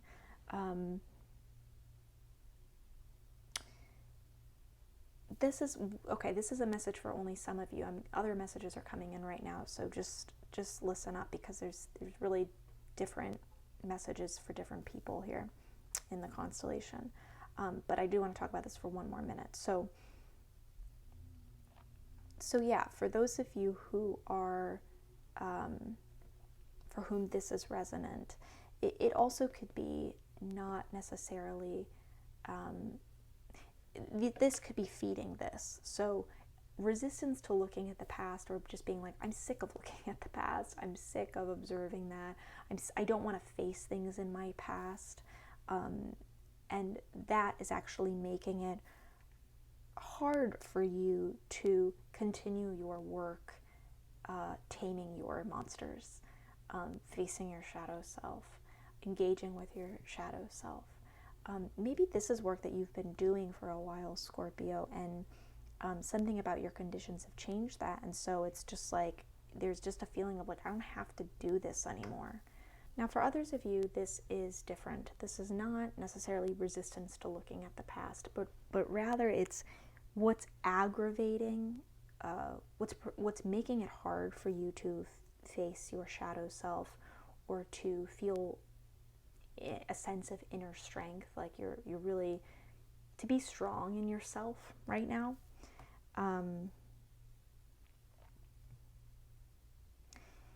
Is a lack of inner peace. There's a lack of resolution with past traumas, possibly from childhood. But I'm seeing that it's not so much a resistance to the past as much as it is of just feeling like uncomfortable in your own skin about something. Maybe there's just something from the past that is bothering you. So if this were upright, I would interpret it more as being like a positive integration of the past. But because it is in reverse, it tells me that there's something that still isn't integrated. There's something that maybe you're blaming yourself for, you're blaming someone else for, you're holding a grudge, something that you keep thinking about. And it's that is making it really hard for you to stand strong in yourself, find your inner strength, whether you're in whether you have great conditions in your life or not. Some of you, it's like things are going really well for you if you feel like this isn't needed. Others of you, it's actually like you do want to be feeling more strong in yourself than you are right now, and you're having a hard time accessing this kind of inner strength, this kind of willingness, readiness to face your monsters, tame your demons, accept your shadow self, because you don't feel comfortable right now in your own skin about something. Now, the advice, Scorpio, is the Five of Pentacles in reverse, which is really, I almost see as like rechanneling that resistance, whether it's resistance to facing parts of yourself, parts of your shadow self, or resistance to resolving something in the past or looking at something in the past, rechanneling that resistance into resistance of a mindset that is not serving you, which is scarcity mindset. It's like rejecting a scarcity mindset of there not being enough for you, or you not being enough,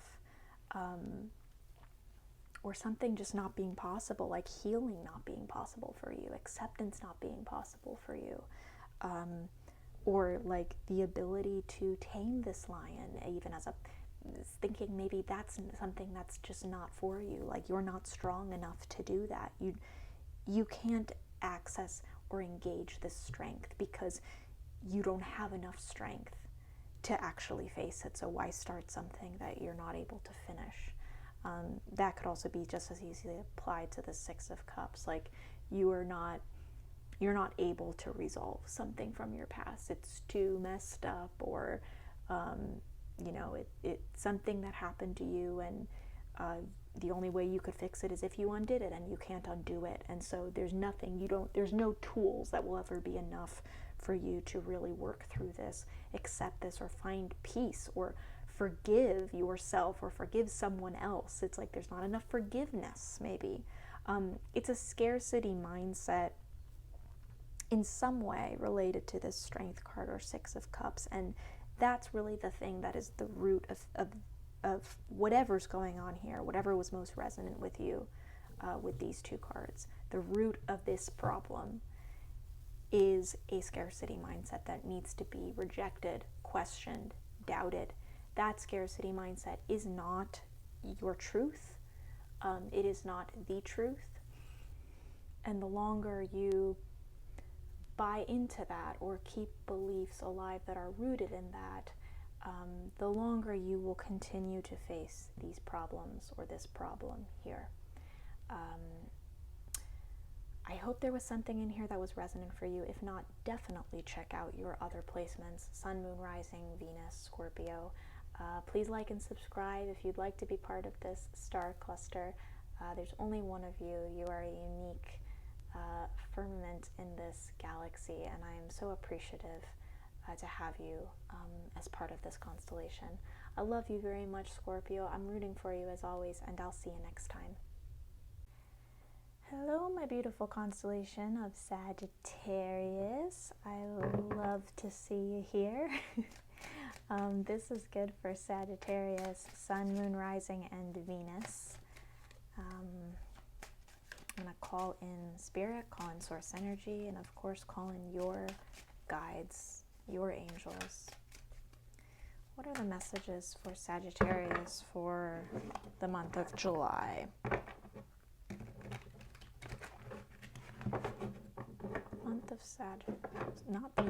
Month of July for Sagittarius. What are the messages for Sagittarius?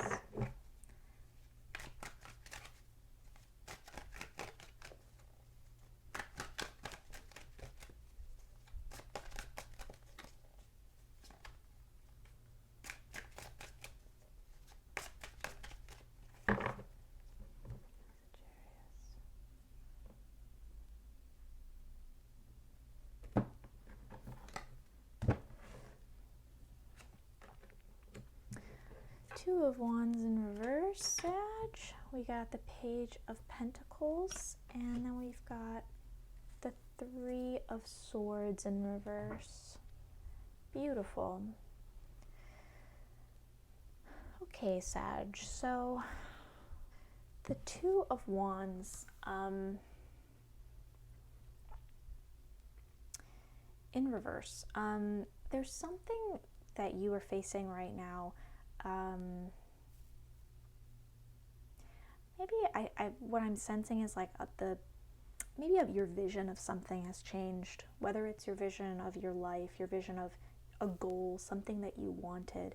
It's shifted, and or it's in the process of shifting, and so it's making it really hard for you to have like a bird's eye view of the destination that you want to get to, because there's a new opportunity that's come up, or your life has taken a turn in a direction that you didn't really expect, and that's just making it so hard for you to have this kind of bird's eye view over your life, really be able to manifest every detail, because now the details have changed.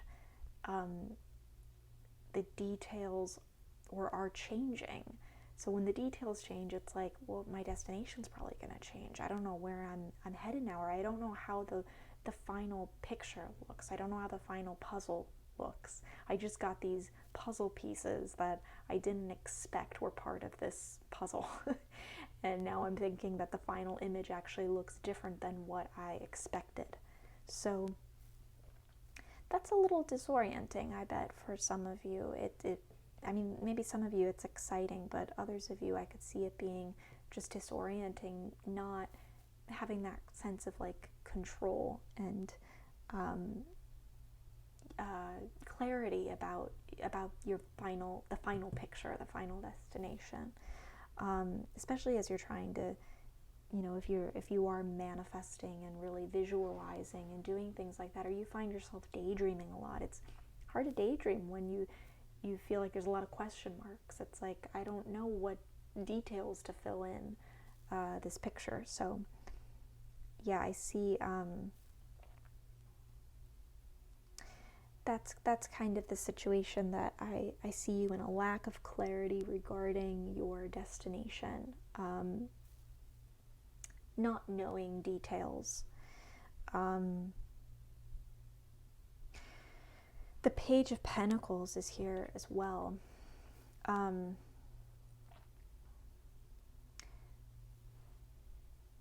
What's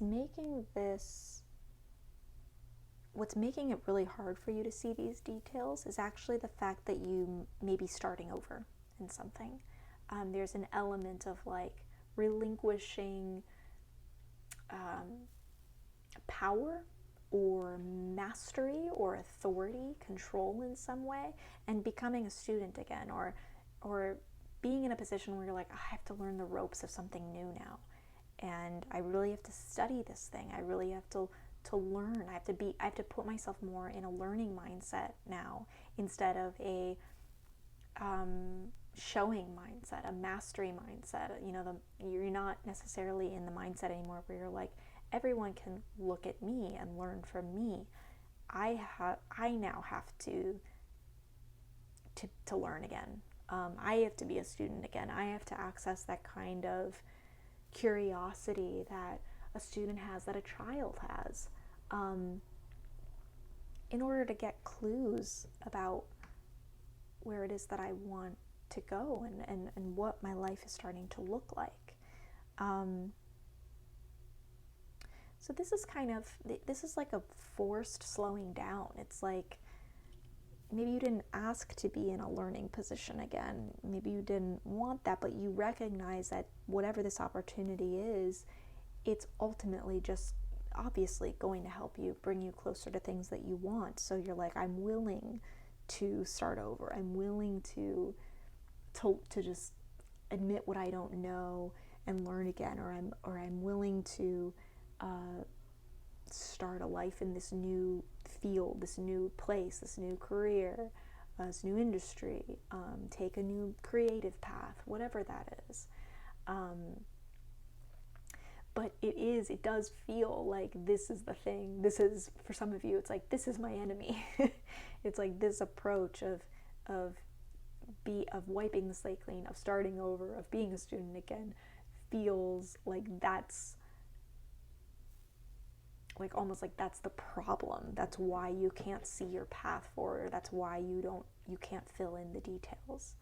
And so maybe there is some resistance to this position because you are labeling it in that kind of negative light.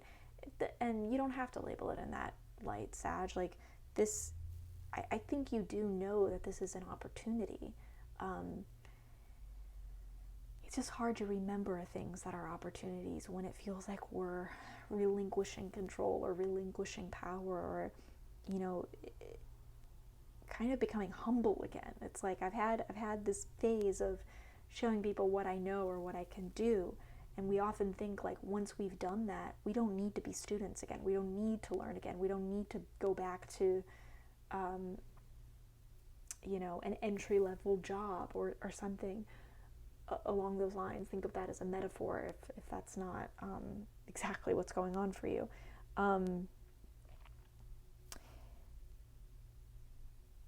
We make the mistake of believing that we never have to be students again. Like once we've hit a certain level of knowing that we're just masters now, and now we know. Now we're the teachers. We're going to be the teachers. But that's just not the way that life works. Life is cyclical, so we go through constant deaths and rebirths of being in a teaching position and then being in a student position, teaching someone and then learning from someone else. Now, the advice, what can help you move through this transition and also help you like visualize the details you want to be visualizing, get clear about your vision for yourself, your vision for your life. Three of Swords in reverse. I see this as letting go of past failures, rejections, betrayals, heartbreaks. It could be attachment to this that is holding you back in some way. I'm almost seeing this as like a clotter ring. I don't know if you guys know how clotter rings look, but something about the heart is reminding me of that now, where when it's facing this way, meaning like upright, it means we're holding on to that. And the fact that this was in reverse is like the heart is facing out. It's like you're setting your wounds out into the world. You're no longer hoarding your own wounds. You're no longer holding on to those wounds. You're like, let me show those wounds to other people. Let me release those. Maybe be vulnerable about them, because it's acknowledging those things maybe to others, or just externally showing them to other people, that then is what liberates them from your body, is what lets you not hold on to them anymore, lets you let go of them and move on. This could be like heartbreak or pain or discomfort, rejection, failure, having to do with like starting over in this way, or saying goodbye to something, leaving something and having to start over. Maybe that's what this pain is about. And maybe also this pain is making your vision blurry, making it hard for you to visualize the future that you want for whatever reason, because failure can be very misleading sometimes. The stories we tell ourselves around failure and rejection can create some of the greatest false beliefs and delusions in us. So that could also be creating a blockage towards what you're what you're visualizing for yourself and for your life. Do what you can to let go of these. And if you don't know the first step to letting go of a wound, this image is such a great clue. It's just about turning it outward. It's about sharing it with someone else, like literally unburdening yourself with it and sharing it with someone else, directing it outwards rather than just continually keeping it in. I hope this was helpful, Sag. I'd love to hear how this looks in your life, so feel free to comment below. Like and subscribe if you found anything resonant in here, anything helpful.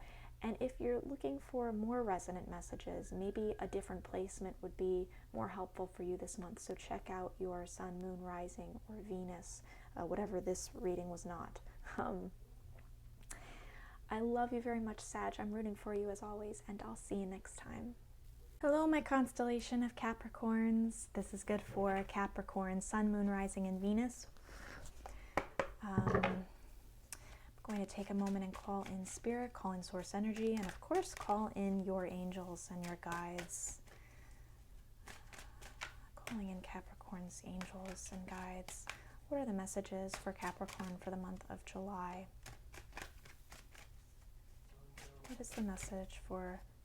What are the messages for Capricorn for the month of July? If you have an intention to set Capricorn, please do that as I shuffle.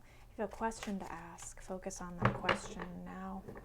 What are the messages for Capricorn for the month of July?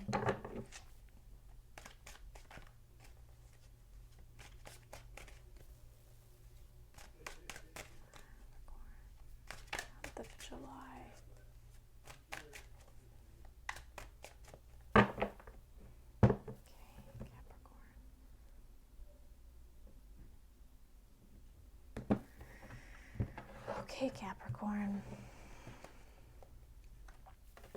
The Devil in reverse. I love to see that. The Sun in reverse. Interesting.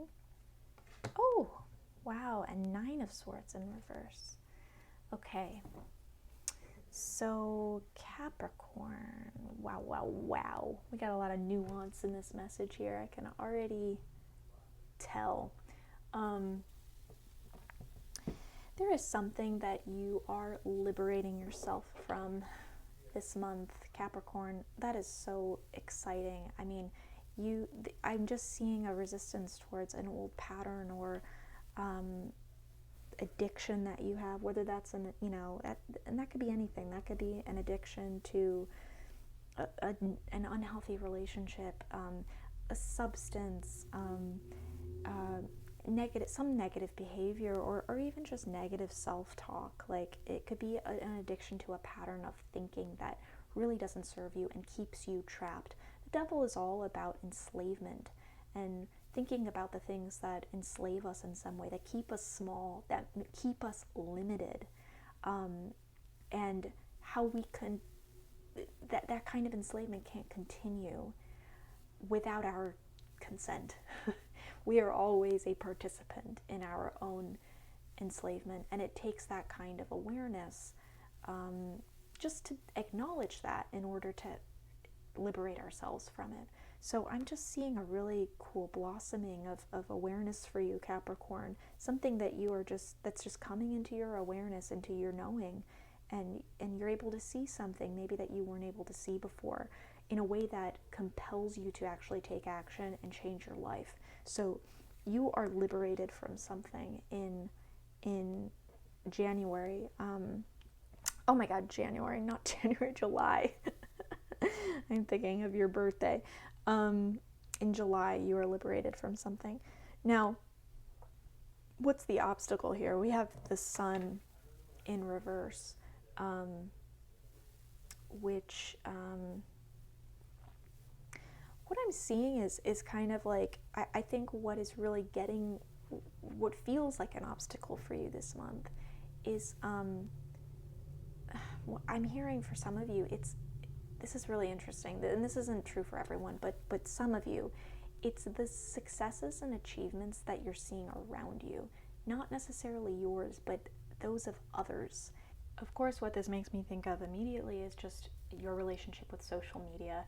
We live in a time where it's easier than ever to judge and compare our insides against other people's outsides.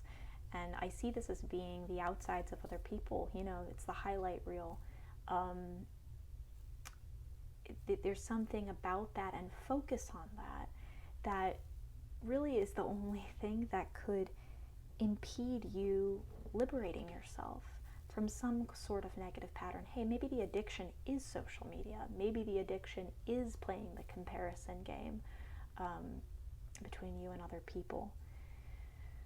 Whatever it is, these are intricately connected. There is something about focus and the storytelling that ensues about success around you. And maybe it's just the culture of success, the culture of achievement, how achievement is portrayed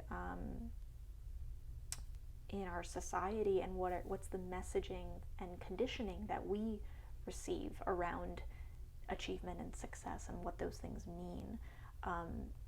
Maybe it's that is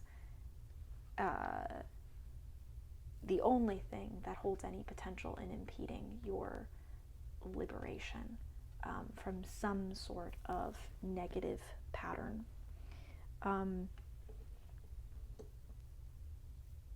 Others of you, it's not, so if that was not resonant with the sun, it's not so much other people's achievements as much as it is a lack of your own achievement, or focus on a lack of success in your life. Focus on the fact that you've maybe been in a period of shadow in your life, that maybe you're experiencing failures or rejections, or you feel like, I'm hearing a story of like, what do I have to show for myself? And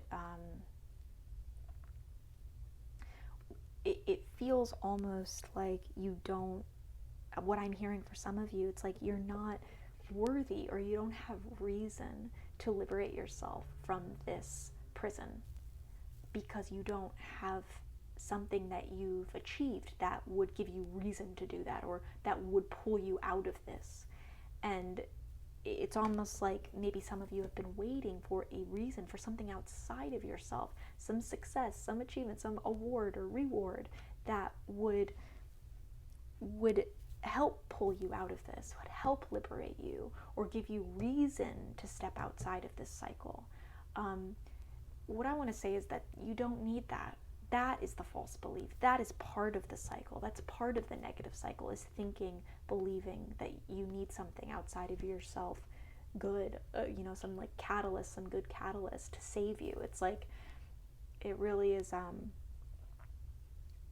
that hero princess complex of like, I can't save myself, I need someone else to save me. Maybe you're waiting for something else to save you, or someone else to save you, but this, you can liberate yourself simply by shifting your inner world.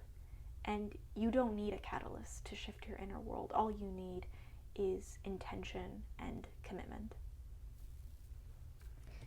The advice here, 9 of Swords, is if you find yourself worry spiraling, if you find yourself in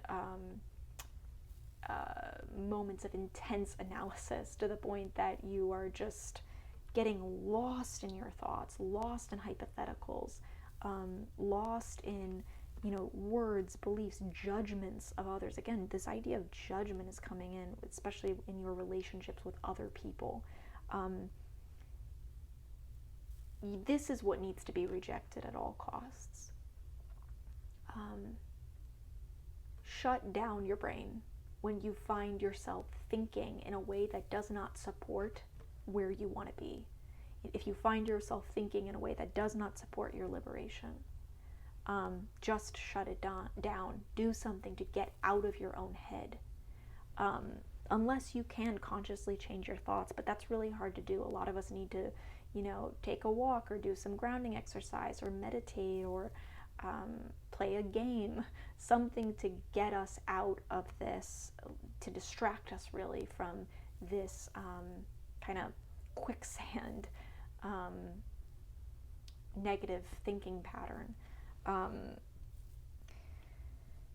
If you can avoid engaging with this at all, then your chances of success in liberating yourself from negative patterns and really moving into a period of sunlight in your own life, experiencing success and achievement on your own terms, that will just happen all the more quickly.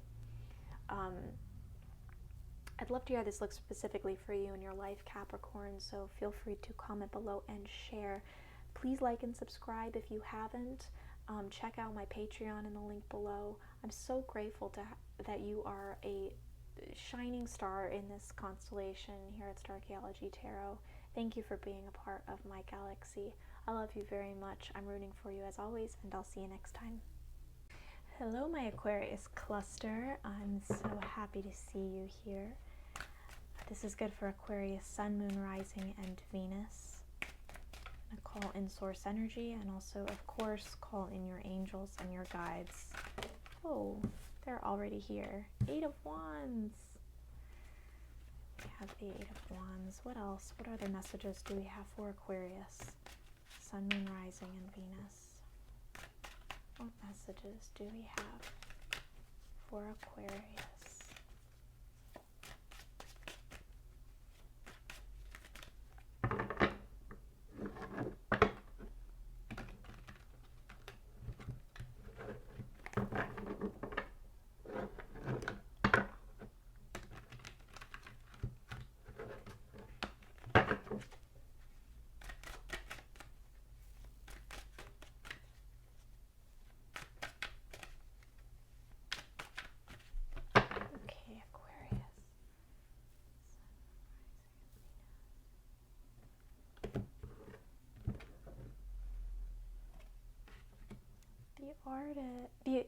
The artist. And the 10 of Pentacles. Oh my God, Aquarius, what exciting month you have coming up. This is really beautiful. 8 of Wands, good news rushing to you this month. New opportunities, new doors opening. If you have felt that there's been stagnancy in your life, things are about to really jump into action, the way that a spark can become a huge roaring fire in a matter of seconds. That's really 8 of Wands energy, just things suddenly picking up, momentum just suddenly picking up, the inertia of something just sweeping you away with it. And it's very positive. I mean, 8 of Wands is so positive. Good news, new opportunities coming to you. It could be things that you really do want to, because we have, this is wands here, that's fire energy, rooted in desire. And if it's not necessarily even something that you consciously want, it is something that's aligned with your mission and purpose. It's aligned potentially with a want, a desire of your higher self that you may not be conscious of here in your human form. So that is just so beautiful, so exciting. I want to know what that is that's happening with you. Comment below. Now, the Artist, an exclusive card to the Ethereal Visions deck, is not in typical tarot decks. This is all about the Artist is the vessel of creation. It signifies just mankind as a whole, and signifies really that it's a time that you may need to open up to knowledge that's available to you if you stop and close yourself off from distractions of the human condition. This is like the collective condition, and we often are not connected to that collective energy, collective reality, when we're so focused on the self, when we're so focused on the distractions of 3D human life.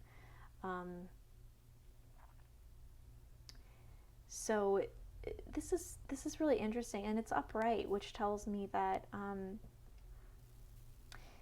the process of that stopping, of turning off distraction, may be hard for you when so much action is happening, when there is so much distraction happening, like good human news, like things that are just good in your 3D world, like I'm winning the game, you know? It's hard to still be connected to something greater when we're having so many things that satisfy our ego. And this is a great reminder not to be seduced by those winds of the ego, as wonderful as it's going to feel and be. Don't get swept away too much in the inertia of this, because this really is more important, Aquarius. I also think it's important to say here that there's something that you are visionary. You're a visionary, whether that's your work or your relationships, or some way that you live your life, that you have this kind of visionary approach to it. You really have the potential to serve as a bridge between this world and, you know, the seen and the unseen, however you want to phrase that. And it's interesting seeing this in a conflict position, because basically what I'm seeing is a conflict between your human self, your ego, and then your divine self, your super ego. And it's not because the ego is suffering, it's actually because the ego has great things happening to it. And that's what's creating this kind of conflict. You also might feel, Aquarius, that there are things that you visualize, things that you are still aware of, that make you feel, I don't know, unsettled or unsure of even these good things that are happening to you. And so there could be resistance towards those things, or there could be like, I thought this thing would make me happy, but actually I have this real connection to divine force, divine source, and that's not really allowing me even to accept these things, these blessings, the way that I thought I would accept them. And so that could feel like conflict to you. The advice here is 10 of Pentacles, which is just so beautiful and such a great reminder that you have abundance in your life right now, whether this 8 of Wands comes or not, whether this rushes to you in the form that you're expecting or not. You have such insane abundance in your life, and it's abundance that is the kind of abundance that actually matters. You know, not not the fortune, not the career, not the house, the things. It's the simple joys in life. That's where that's real abundance. That's real richness. And you don't want to have to go on this journey of experiencing,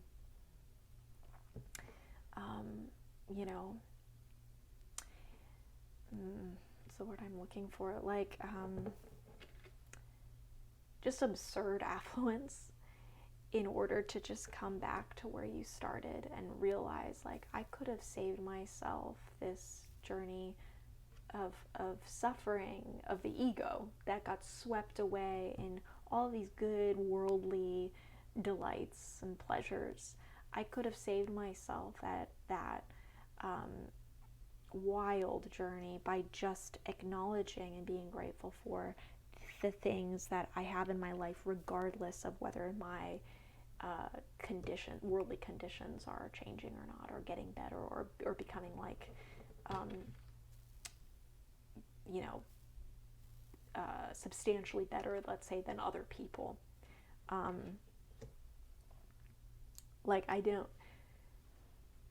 This is a very Odyssean card, and it's so much of it is about just going on a huge adventure to realize what you had all along to begin with. It is about royal abundance, and you have that right now. You really do. This is in your advice position. You have it, and this is just saying, bring your focus to that. Bring your awareness to that always, no matter how many other good things happen to you. Keep your awareness and your gratitude uber focused on the simple things that you have right now. The things also that, as cliche as it is, that money can't buy, that opportunity can't buy, that having a big house or all the things in the world, all the luxuries in the world will never really make up for. That's also so connected to, that's something that really protects your connection. This gratitude and awareness protects your connection to divine source, to the visionary part of you, to the bridge part of you, the part of you that really serves humanity as a vessel of creation and allows you to be open to collective consciousness, not just your own individual consciousness. And that's a superpower, Aquarius. You never want to trade that for anything in the world. I hope this was enlightening, helpful. I hope there's something resonant in there for you. Please like and subscribe if you haven't.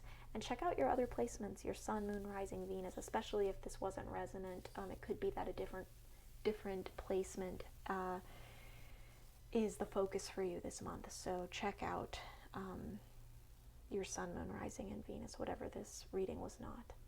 I love you very much, Aquarius. I'm rooting for you as always. My beautiful Pisces constellation. My cluster of Pisces stars. Hi. This is good for Pisces, Sun, Moon, Rising, and Venus. Calling in source energy, calling in your guides and your angels, of course. What are the messages for Pisces for July? Messages for Pisces for July.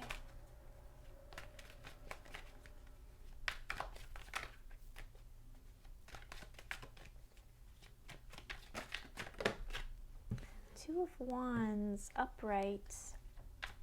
What else, Pisces? What else, Spirit? What are the messages for Pisces? Give me two more cards for Pisces. Sun, Moon, Rising, Venus. 10 of Wands, okay.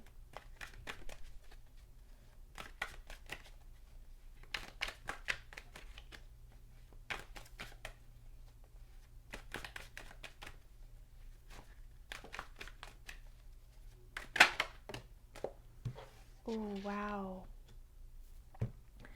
10 of Swords in reverse, Pisces. Amazing. Oh my gosh. Messages are flooding in.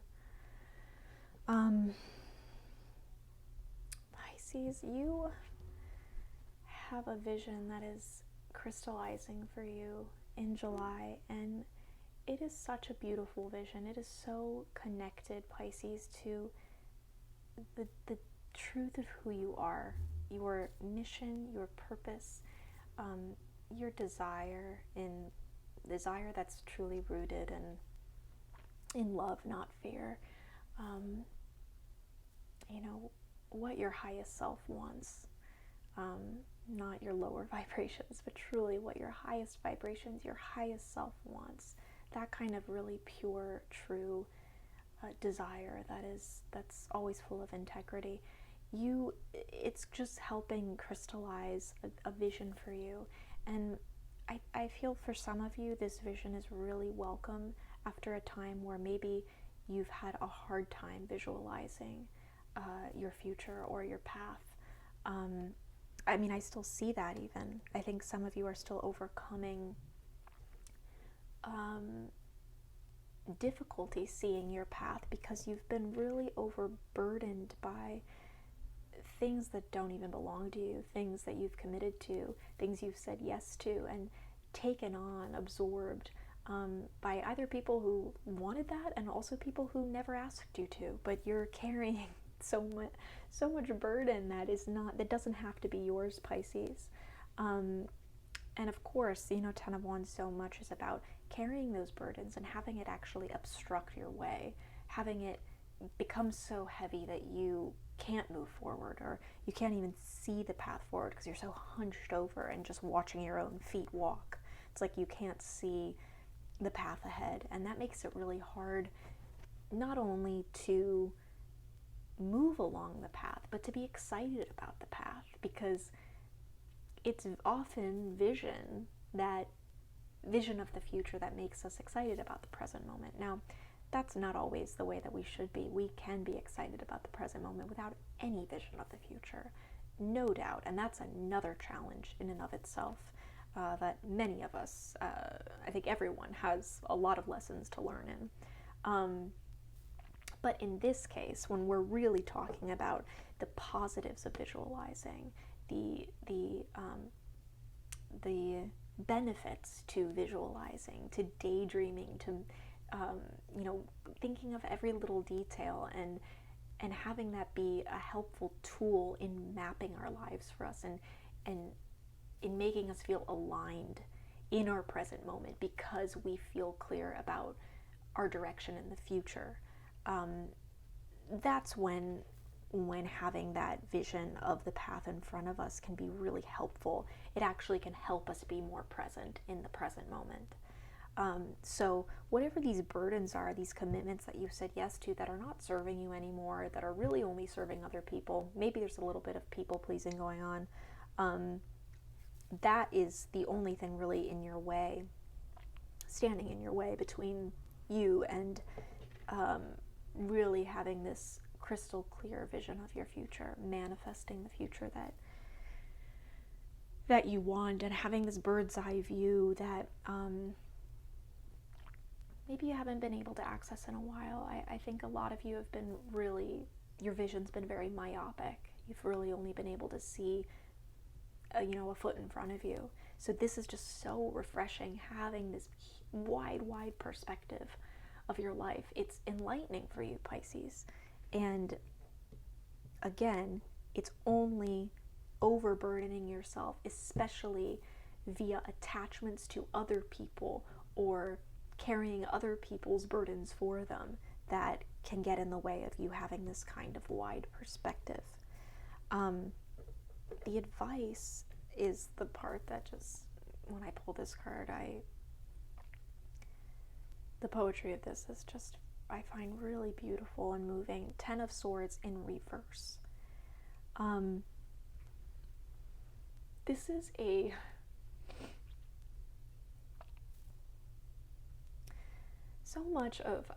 feel like so much of the readings that I do are about relinquishing old beliefs that no longer serve us, letting go of things.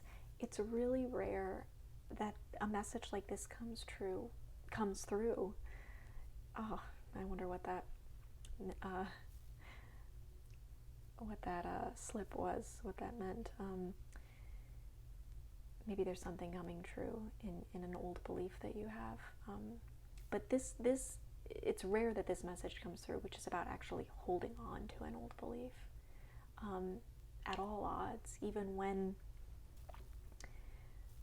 the burdens, the struggle that you're carrying, that you're facing, the burdens that you're carrying, you know, even when all of this adversity may be trying to convince you to believe something else, or to give up a belief about yourself, about your future, about your vision for your life, the advice is to hold on to that.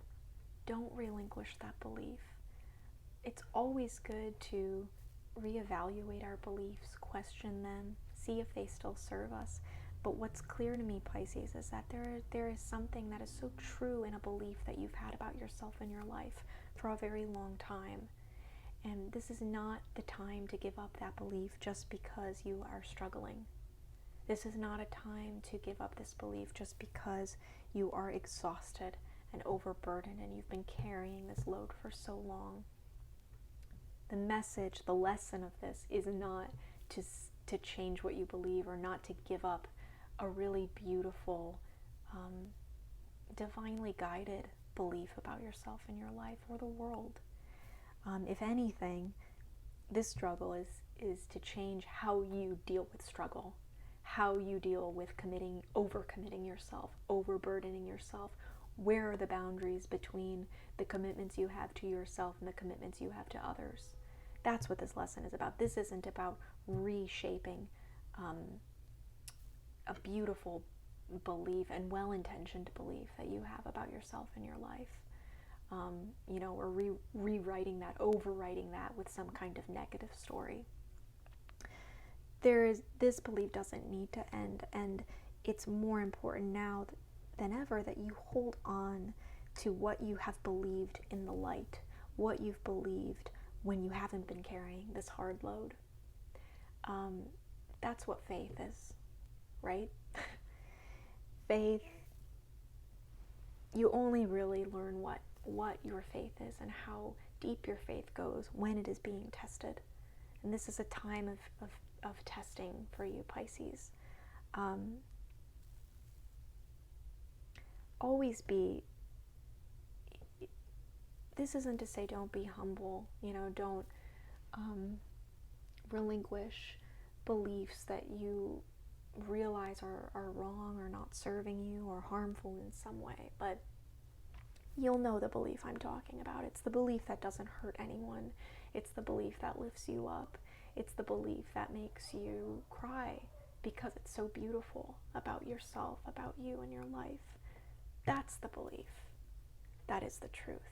That's the belief that you don't give up. That's the belief that you don't relinquish. That's the belief that's being tested. Gosh, this one really got me. I would love to hear how this looks for you in your life, Pisces, so please feel free to comment below and share. If you haven't liked or subscribed, please do so. It's an honor to have you part of the Starchaeology Tarot constellation here. You are a unique shining star and an important and essential firmament in my little galaxy here. So thank you. Wishing you all the best. Have a beautiful July. I love you very much, and I'll see you next time.